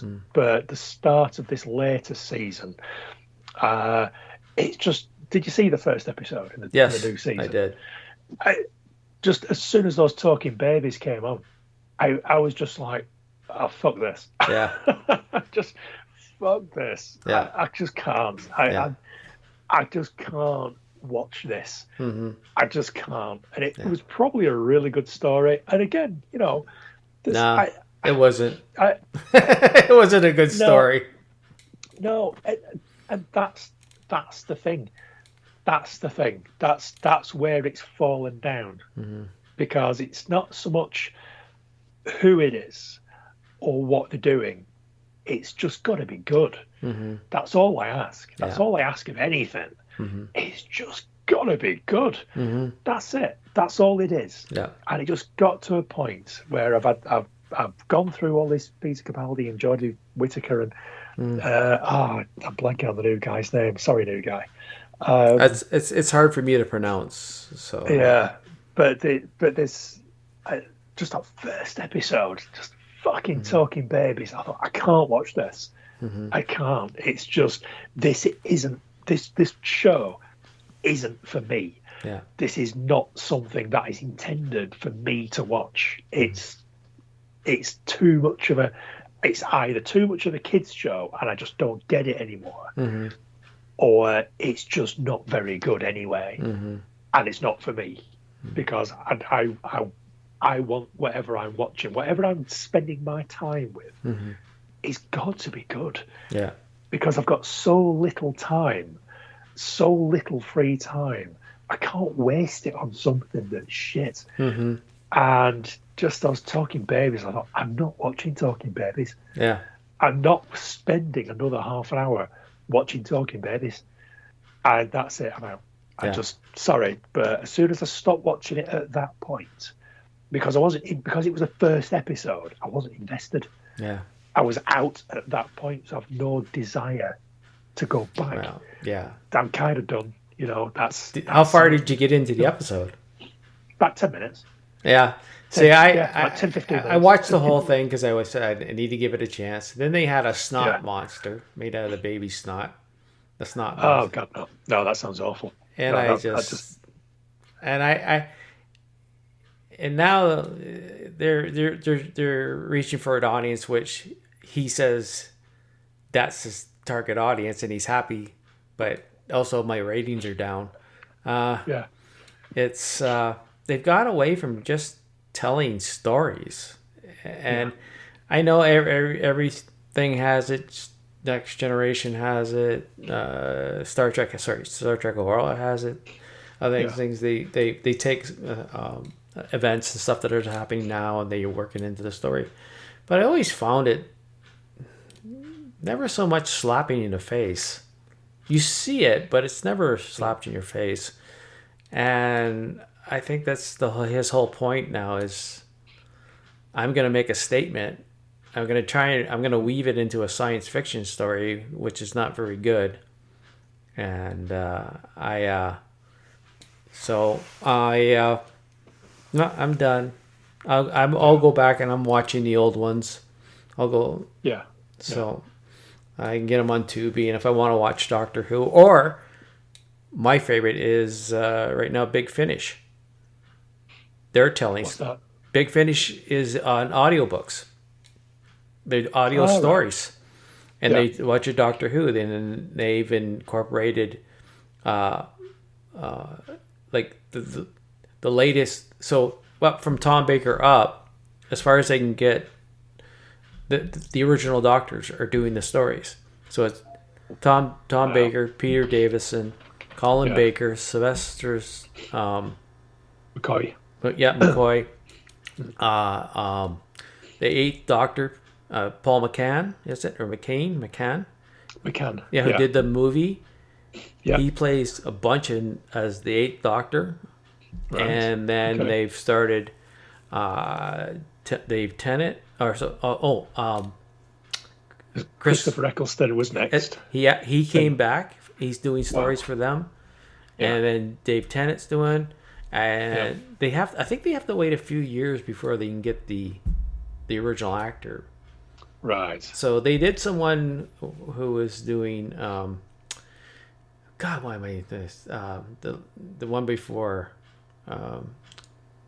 oh Jesus. There's which one? Dave Tennant. And then after Dave Tennant. Matt Smith. Sorry, well, I don't know. Yeah. Simple.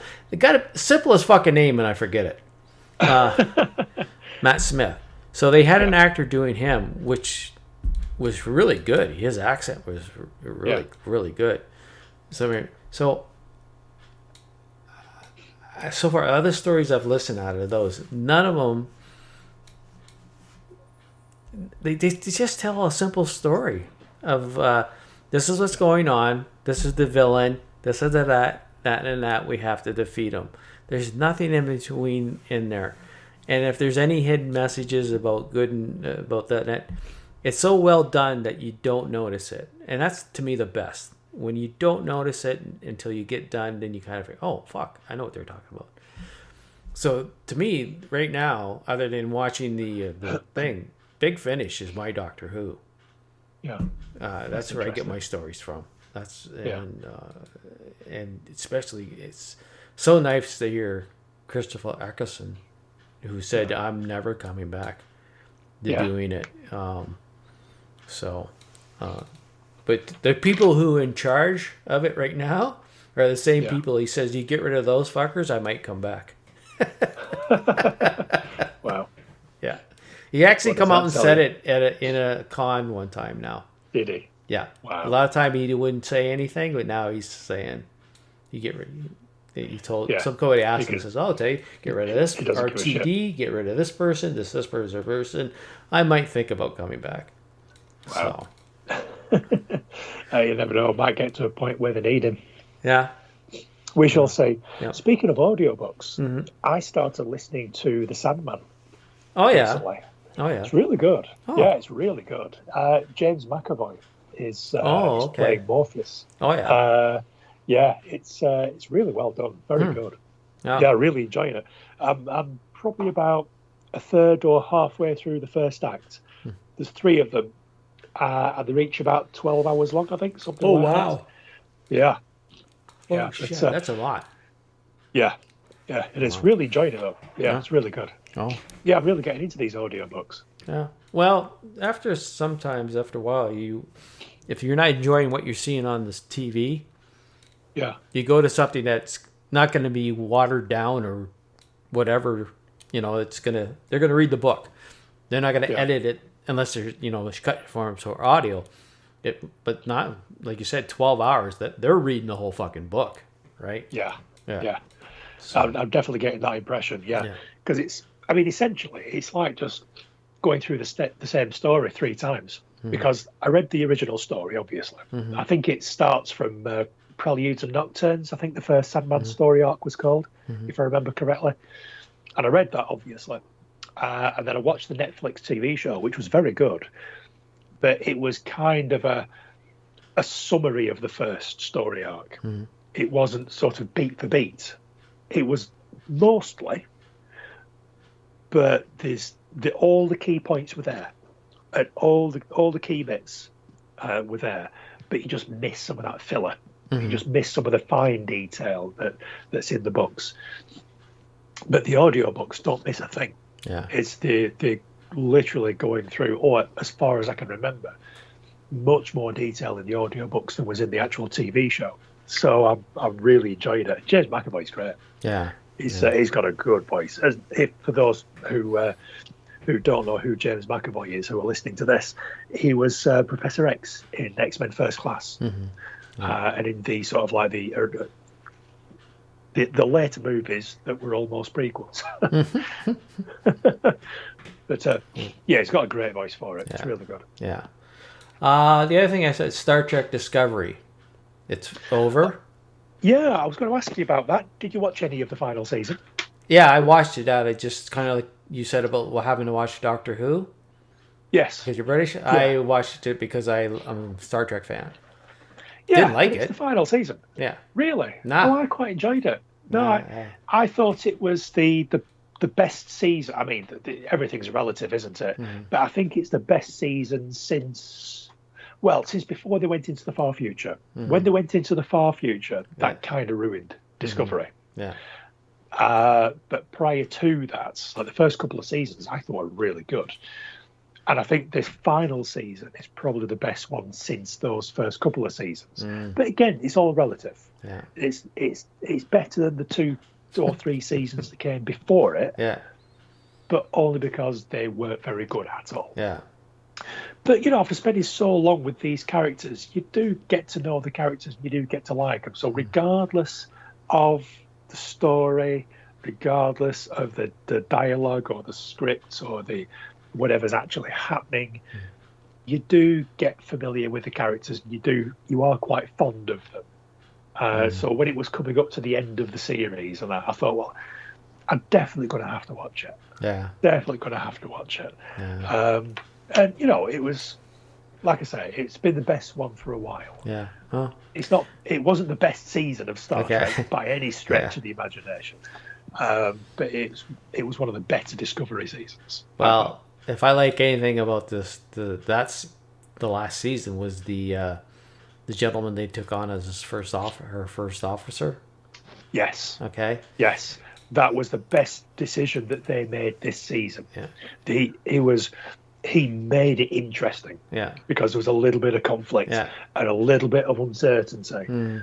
Whereas if he hadn't been there, it wouldn't have been anywhere near as good or interesting.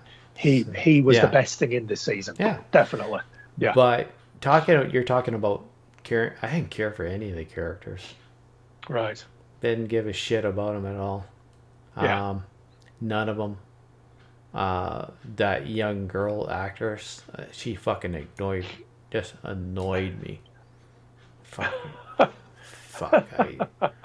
It's the fucking. She's worse than Wesley. Fuck. Oh wow. To me, Wesley Crusher was fucking hands above, and she just fucking ignored me. I didn't care for the storylines. The guy who played Locke under all that makeup, is it Locke? Or here's the couple. I can't remember who was who, but oh, you mean her boyfriend? Yeah. Book. No, not Book. Oh, the bad. Oh, sorry, the bad couple. Yeah. Yes, he was. He was Locke. Yes, yes, he was. So, yeah. I liked him. Yeah. I thought I liked the introduction of the Breen again. Yeah. I fleshed him out a little bit more. Yeah. But overall, I'm not going to miss this series at all.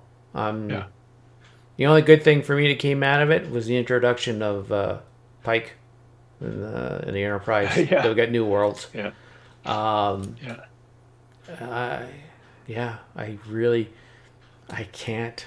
If you said I had to watch Star Trek again, I'd watch them all except for that one. I said, no, please don't make me watch that again. I'm not. I have no fucking interest in it. So no, it's fair. Like I say, it's all relative. Yeah. I enjoyed it because I was expecting it to suck balls, and that new first officer was really cool. Yeah. I enjoyed him a lot.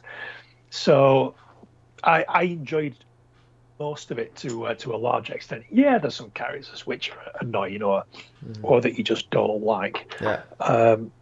But I'm kind of used to them You know, they're just there. Yeah. It's like, yeah, I know he's there. Yeah. He or she. It's like a pimple on your ass. You know it's there. Yeah. You know it's there. It's, what are you going to do? You know, Yeah. it's sort of like you can't not watch it just because there's a handful of people that you just think, you can do without No, you. I force watched it. So, Yeah. yeah. So, anyways. I wonder when you're going to get around to doing that.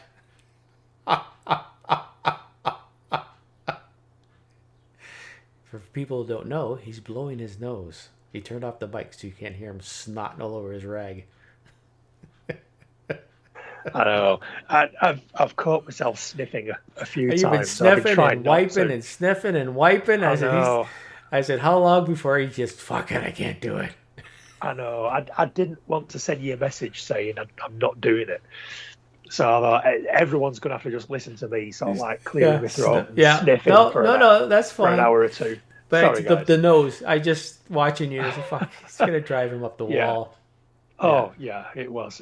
I know. And he can't just keep sniffing and sniffing and sniffing. Yeah. It's not fair. Yeah. So that's Star Trek. Have you seen any of the Acolytes? I was going to bring that up next. And it's okay. No, I haven't watched any of it. Do you intend to watch any of it? I don't know. Fair enough. I'm kind of burned out with Star Trek. I'm burned out with the storylines that everybody seems to be wanting to take now. Yeah. I'm sure there's probably some good stuff in it. You don't need any history background because it takes during the High Republic. I understand. But I'm just kind of I can't give any explanation other than I don't want to see an agenda. And I'm burned out of Star Wars. Right. So, again, my Star Wars are Marvel Comics now. I'm getting the storylines from there, and there's characters in there that some people would not like, but I don't know. It just makes more sense in the comic book than it does on TV. So yeah, I'm gonna have to go back to the comics. I've got a couple of trades when they first started doing the most recent batch of Star Wars. So I need to go and start reading those. But I've been watching it. I've watched the first 3 episodes. It's all right. I was more forgiving of Ahsoka than you were, though. So just because I quite like the Acolyte doesn't mean that you'd enjoy it. Yeah. But I think I'm just very forgiving of Star Wars. I think I just appreciate having some Star Wars. I don't think I've seen anything that I would say was particularly shit. I mean, everything has its moments, everything that I've watched. It's like Obi-Wan. You got baby Leia outrunning all those fucking mercenaries. And then at the back end of the series, you've got Obi-Wan and Darth Vader having a fight. And, when he gets his helmet split open, and you can see Hayden Christian inside and the voice modulator. Yeah. And that was cool as fuck. Yeah. So, at the moment, Star Wars gives with one hand and takes with the other. Yeah. You've kind of got to put up with it. Gently caresses your balls and every once in a while gives it a squeeze. Yeah. yeah. That's exactly right. Yeah, that's exactly right. Yeah, okay. Yeah. You could be enjoying it, and then it's like, oh, Jesus Christ. It's exactly that. That's an excellent way of putting it. So, yeah, I will watch any Star Wars show. I recently finished watching The Bad Batch, which was pretty good. Like I say, like we've discussed previously, I enjoyed Ahsoka. I thought she was good. Yeah. See, everything averages out. Yeah. Everything averages out. If you ask me, what I thought of Obi-Wan, yeah, it was good. It was good because it averaged out. Yeah. Because there were some bits in it that I thought, that's fucking garbage. And then there were some bits in it where it's like, that's fucking awesome. Yeah. So Obi-Wan was good. No. I'm glad I watched it. Ahsoka was good. Yeah. Everything's good. And that's enough. I can put up with watching one episode or even a couple of episodes that are a bit shitty if the rest of them are pretty good, because then it balances out and it's worth watching. And like I say, I'm just a fan of Star Wars. Yeah. Just the aesthetic, the costumes, the aliens, the languages that they speak, the engine noises, the blaster fire. Mm-hmm. It just hits the sweet spot, you know? It's just like, I just fucking love Star Wars. Mm-hmm. And I will watch that shit until it just gets to Discovery levels of absurdity. Or that's not entirely true because I've been watching Discovery. I'll keep watching Star Wars until it gets to Doctor Who levels of absurdity. Okay. And if it gets that bad, if Star Wars jumps the shark or puts fucking talking babies on screen and snot monsters and that sort of shit, then you can. That's it. I am done with Star Wars. Yeah. But until that happens, Yeah. then good is good enough. Yeah. Okay is good enough because I just enjoy Star Wars and I'm fine with that. Yeah. So the bottom line is, so far the Acolyte's okay. Yeah. Yeah. Okay. First couple of episodes pretty good. Third episode, it goes back and it tells you an awful lot of story. Mm-hmm. It's just all background. It's all story. So there's nothing happens in it where you'd think, because I started to lose interest, if I'm being honest. Oh, yeah. I picked up my iPad and started just looking, just browsing Twitter. Yeah. While the third episode of The Acolyte was playing in the background. That's kind of where I'm at with the third episode, It's all like, I get it. You're telling me things that I need to know that are going to be important going forwards. Fine. I don't need to watch it. Mm-hmm. Because I'll just listen to what you're telling me while I'm just like fanning about on the island. It didn't grab me, it lost me attention at that point. And and Star Wars quite often does that. Yeah. But then it gets to a bit, you hear a lightsaber pop, and then your iPad goes down, and it's like, now this is what we're here for. Mm-hmm. Now we're talking. Now there's going to be a lightsaber fight, or there's going to be a fucking spaceship battle or something like that. And that's what I'm here for. Mm-hmm. That's what I sit through the plot for. I sit through all this fucking garbage background information just so I can get to the next lightsaber fight. Awesome. Thanks very much. Yeah. So for me, that kind of thing, I go to a site called Screen Crush. Yeah. Where they go through all that. So I can sit and I can just, if they do with the show I'm watching, I can just sit and watch the show, and then if I miss something, I go watch that, and they break it all down for me. Oh, okay. Sometimes that's enough. Yeah. No, that's all I need. I just want to watch the need to know show, what's happening. and then someone can tell me what's going on, and then that's nice.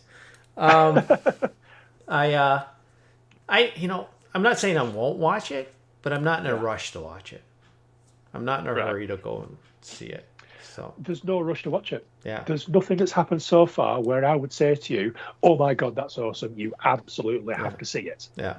There's nothing happened so far that would suggest that. Mm. So far, it's just sort of like, that's all right. Yeah, that's quite cool.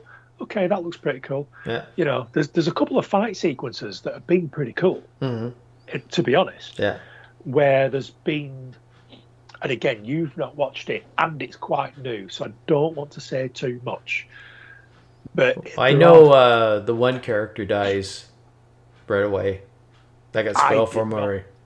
Yes, I did not know that. I was very disappointed. Yeah. And I thought, you are fucking kidding me. I thought, that's one of the reasons why I've been looking forward to watching this. Yeah. And you fucking killed him. But hey-ho.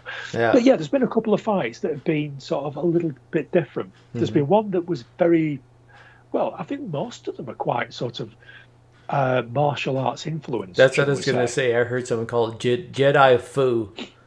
Yeah. Yeah. But, I'm a big fan of Chinese action films. Yeah. And Korean now as well. Mm-hmm. They're doing some really good sort of really intricate sort of action sequences. Yeah. And I like that sort of thing. That was the best bit about the what's that Marvel movie? Is it Shang-Chi or something? Yeah. There's some of the fights in that were pretty good. So there's things to enjoy in this new TV show. But even with the couple of short action sequences that were pretty cool, if I'm being honest, it's averaging out at good. Okay. But like I say, I'm fine with that. Mm-hmm. All right. So that reminds me, though, I have this. I'll talk about it now because I remember the other one I have written down. So I watched a movie last night from Japan called City Hunter. Oh, oh no, sorry, no. No, that's that Jackie Chan. This is a different one. The old one. Yeah. Right. It's based on the same comic book, but it's an updated version, yeah? Yeah, it was funny. I enjoyed it. Yeah. I left it, so I had to read the subtitles, but it's the main character is just a pervert. And I mean, the story is that they're investigating a girl that was missing. The one partner gets killed. His sister wants to find out who did it, so City Hunter doesn't want her to come along. Yeah. And he's telling her, forget him. But in reality, he's trying to find out who did it. There's a serum that people are taking that causes them to become strong and crazy, but after a few hours, they're dead. Right. And it's the Union, which is an international evil organization that's controlling everything. Yeah. And so it's their ex-place trying to find out what's going on. The lead, he's a perv. Very good, very funny. His partner, I said, fuck, she looks familiar. What have I seen her in? And she was in a series that was from Japan called The Naked Director, about this famous porn director. And she was one of the very first. She portrayed the actress that was one of the first that actually did hardcore. Up at that time, it was a little simulated. So it goes, oh, fuck, that's quite the direction from being that to this. And she's very, I found it very funny. I found the movie entertaining. I really did. I liked it. I'm kind of like you in a way now that I'm turning to Korean or Japanese sometimes to find my entertainment because they're so different.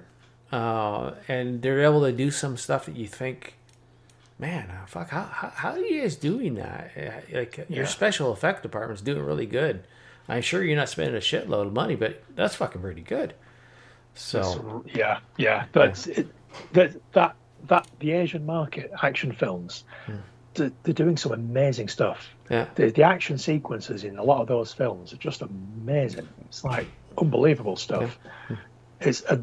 That's why things like John Wick do so well, because they're making John Wick movies more like the Chinese, Japanese, and Korean movies. Yeah. That type of fight sequence. That's why Keanu Reeves spends so much time training. He's actually doing those martial arts moves, and it just looks so good on film. And it's that sort of thing. They're so fast, so technically skilled. They just look so impressive, and it's just like, oh wow, it's, you just watch again thinking, oh, it's fucking awesome. That's unbelievable stuff going on. Yeah. But what was I going to say? Yeah, I watched the trailer for City Hunter. Yeah. But I didn't watch it with any sound or anything, so I have no idea what it was about. I was just curious because I saw the name. Yeah. I thought, oh, that's Jackie Chan was in a film called City Hunter. I wonder if he's in this one. So I watched the trailer, like I said, without any sound or anything. So I had no idea what was going on. I thought, oh, it don't look like Jackie Chan's in this one. But the fights look cool. Yeah. So I sort of I've kind of seen the trailer, but I had absolutely no idea what so it was in the trailer where he's looking at all the girls in the bikinis? Don't remember that bit. Yeah. No. Well, there's another one where he shows him like on a blow up raft going down the stairs and through the window. So, and then he does some. I remember that bit. That bit was in the trailer. Yeah. Yes. And then he does some really great. He's really great with a gun, stuff like that. If you want something just light and entertaining to watch, that I would recommend it. So, the last thing I have is Atlas with Jennifer Lopez on Netflix. Oh right, okay, yeah, I heard of it, but I haven't seen it. Yeah, so it actually wasn't that bad. I enjoyed it. It's a Terminator type style background into it. And then, but overall, it wasn't bad.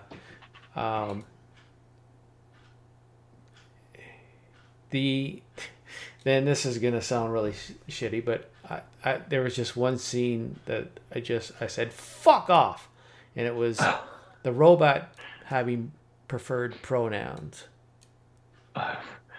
Fuck me. Right. Okay. Yeah. That's all. So it was only Jesus Christ 4 or 5 lines, words, but I just said fuck off. Just fuck off. And once I got through that, I got back into the movie, and I enjoyed it. So, wow. Not a great film, but a good film, entertaining film. As you said, if it's good, then it's that's all you need. Absolutely. Is the the special effects at the end when there's the fight was a little. I have to put it now. Say it was Marvel style bad. The scenes with just her with inside the robot and doing her things. I found were good. Yeah. The battle scene between the animated character they're using for the actor was not all that great. Okay. But again, you'll see right away from at a certain point. You say, okay, this is just end of the old Terminator stuff done differently, and she in the movie she's a really smart, intelligent woman, like one of their smart ones, and her job is to analyze this android that turned and downloaded programs and started a revolution of androids fighting humans. And she has a real... She doesn't like AI. Okay, she doesn't like it at all. And she is forced to survive in a robot that you have to sync up with to get 100% efficiency with, so she can survive. Right. And her struggles to get to that and show why that situation happened, why she can't do it, also leads into why happened with the robots coming to our sentient and turning on humans. Yeah. So, I do, like I said, I recommend it for just like City Hunter. You want to sit down, you want to be comfortable, just watch TV, chat through it, because you can do that at times. That's the movie. Yeah. That's the movie. So, that's it. That's all I got. So, unless you got something else you want to bring up, I don't know what else.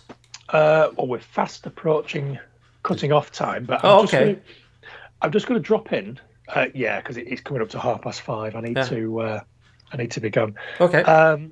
So there's 3 things that I'm going to mention. Okay. Kind of a bit of a teaser for the next show, because I don't have time to talk about them in too much detail, but I'd like to talk about them next time. So I'm going to leave them on the list, and I'm just going to drop them into the conversation now. So the 3 things I want to bring up. I've watched X-Men 97, the cartoon on Disney Plus. Mm-hmm. Now, I don't have any history with X-Men, the cartoon. Yeah. It wasn't something that I watched originally, so I don't have any nostalgia for it at all. But fuck me, it was good. Okay. I really enjoyed it. So we'll talk about that a little bit next time. I want to drop in a recommendation. Twisted Metal. Now, it's on Paramount Plus, or it certainly is here. Okay. I don't know where it might be over in North America. But Twisted Metal is a TV show. It's 10 episodes, I think. It's got Anthony Mackie in it. Okay. And it's got, I think she's called Stephanie Beatrice. She was in Brooklyn Nine-Nine. Mm-hmm. She's in it as well. And it basically is based on an old PlayStation game. Yeah, I know the game. It should be shit, but it's actually really entertaining. Okay. Anthony Mackie's really good in it. He's very sort of charismatic. He's very sort of like cocky and funny, and the show, you can tell he's on a budget. you can tell that they've not spent a lot of money on it. Yeah. But what they give you is actually pretty fucking entertaining. And I really liked it. It was enjoyable. So I would recommend it. Okay. Don't expect too much. All right. But it's definitely not as shit as I thought it was going to be. It's Okay. actually pretty entertaining. Now, the other thing I wanted to discuss was Rebel Moon. Oh, Netflix, okay. The two, because the second part dropped a few weeks ago, Yeah. I think it was. Now, I'm a big fan of science fiction. And I thought, fuck it, I'm going to give it a go because I know that it's been getting a lot of negative press and all this, that, and the other. But I thought, I'm going to give it a go. The special effects look okay. Zack Snyder's not all bad. I'm going to give it a go. And I don't have the time to tell you today how much is wrong with those films. I need to sit you down and I need to spend some time just listing everything that's wrong with those movies. So okay, that gives me some homework.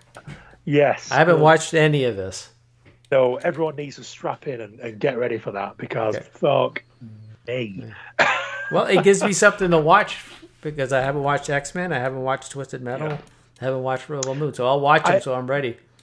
The only reason I watched X-Men was I bumped into an old friend of mine. It turns out we didn't know this up until about a month ago, but we've both been working in the same building for the past 7 or 8 months, and we haven't seen each other for years. Oh wow! Years and years. And we went on what was the course? It was an introduction to something or other, some bullshit. Well, don't say it because it might give away something, right? No. It was some bullshit human resources type fucking thing. I just sat there, and this guy walks in, and bearing in mind, it's a long time since I've seen this. We used to we were good friends. We used to play Rainbow Six on Xbox quite a lot, that sort of thing. And he walks in, and I sort of I think, fucking hell, look at the state of that guy. Sort of he's put on a bit of weight. He's got this massive grey beard and all this, that, and the other, and that. And then he started talking. Oh, shit, I know him. I thought, oh my God, that's Keith. And that. So I said to him, hang on a minute. I said, are you Keith's dad? And he sort of looked at me because I've also got a grey beard and now I'm wearing glasses because I can't fucking see. Yeah. And all this has changed since we started. And he's like, oh my God. And he's like, oh my God. And so we started talking to each other after. And this was one of the things he brought up. He says, have you watched X-Men? I says, no, I've never watched X-Men. And you've got to watch it. So you've got to watch it. It's really good. And I says, look, I've got no nostalgia for it whatsoever. So I haven't watched it. I didn't think I was going to enjoy it. He said, watch it. You've got to watch it. It's fucking brilliant.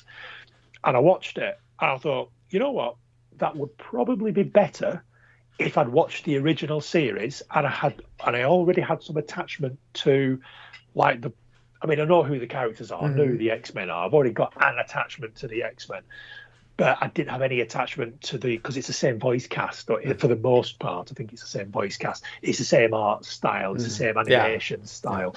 So I think I would have thought it was better if I had any attachment with the previous series. But it's really good. It is good. And, there's a couple of the X-Men that I just fucking love Storm. She was never my favourite X-Men. But after watching the cartoon show, it's like Storm is fucking awesome. It's definitely worth a watch. Okay, it is definitely. Well, like I said, I'm going to watch it for next month so we can. And then we'll talk about it next time. So Twisted Metal is a recommendation. X-Men and we'll list all the problems that Rebel Moon's got, and there are many. There are many. What the fuck was he thinking? Oh my God. Anyway. Wow. It's good to sounds like it was a good idea that they didn't want to, because he thought this would be a good Star Wars movie. It's kind of like, I was going to say it's kind of like Star Wars meets The Magnificent Seven, but that's already been done. There was a movie years ago, and I think it's called Battle Beyond the Stars. Yes. And it was John Roger Boy Corman Walton. movie. Yeah, the actor who played John Boy Walton was the main guy in it. Yeah. And I think George Peppard was in it. Yeah.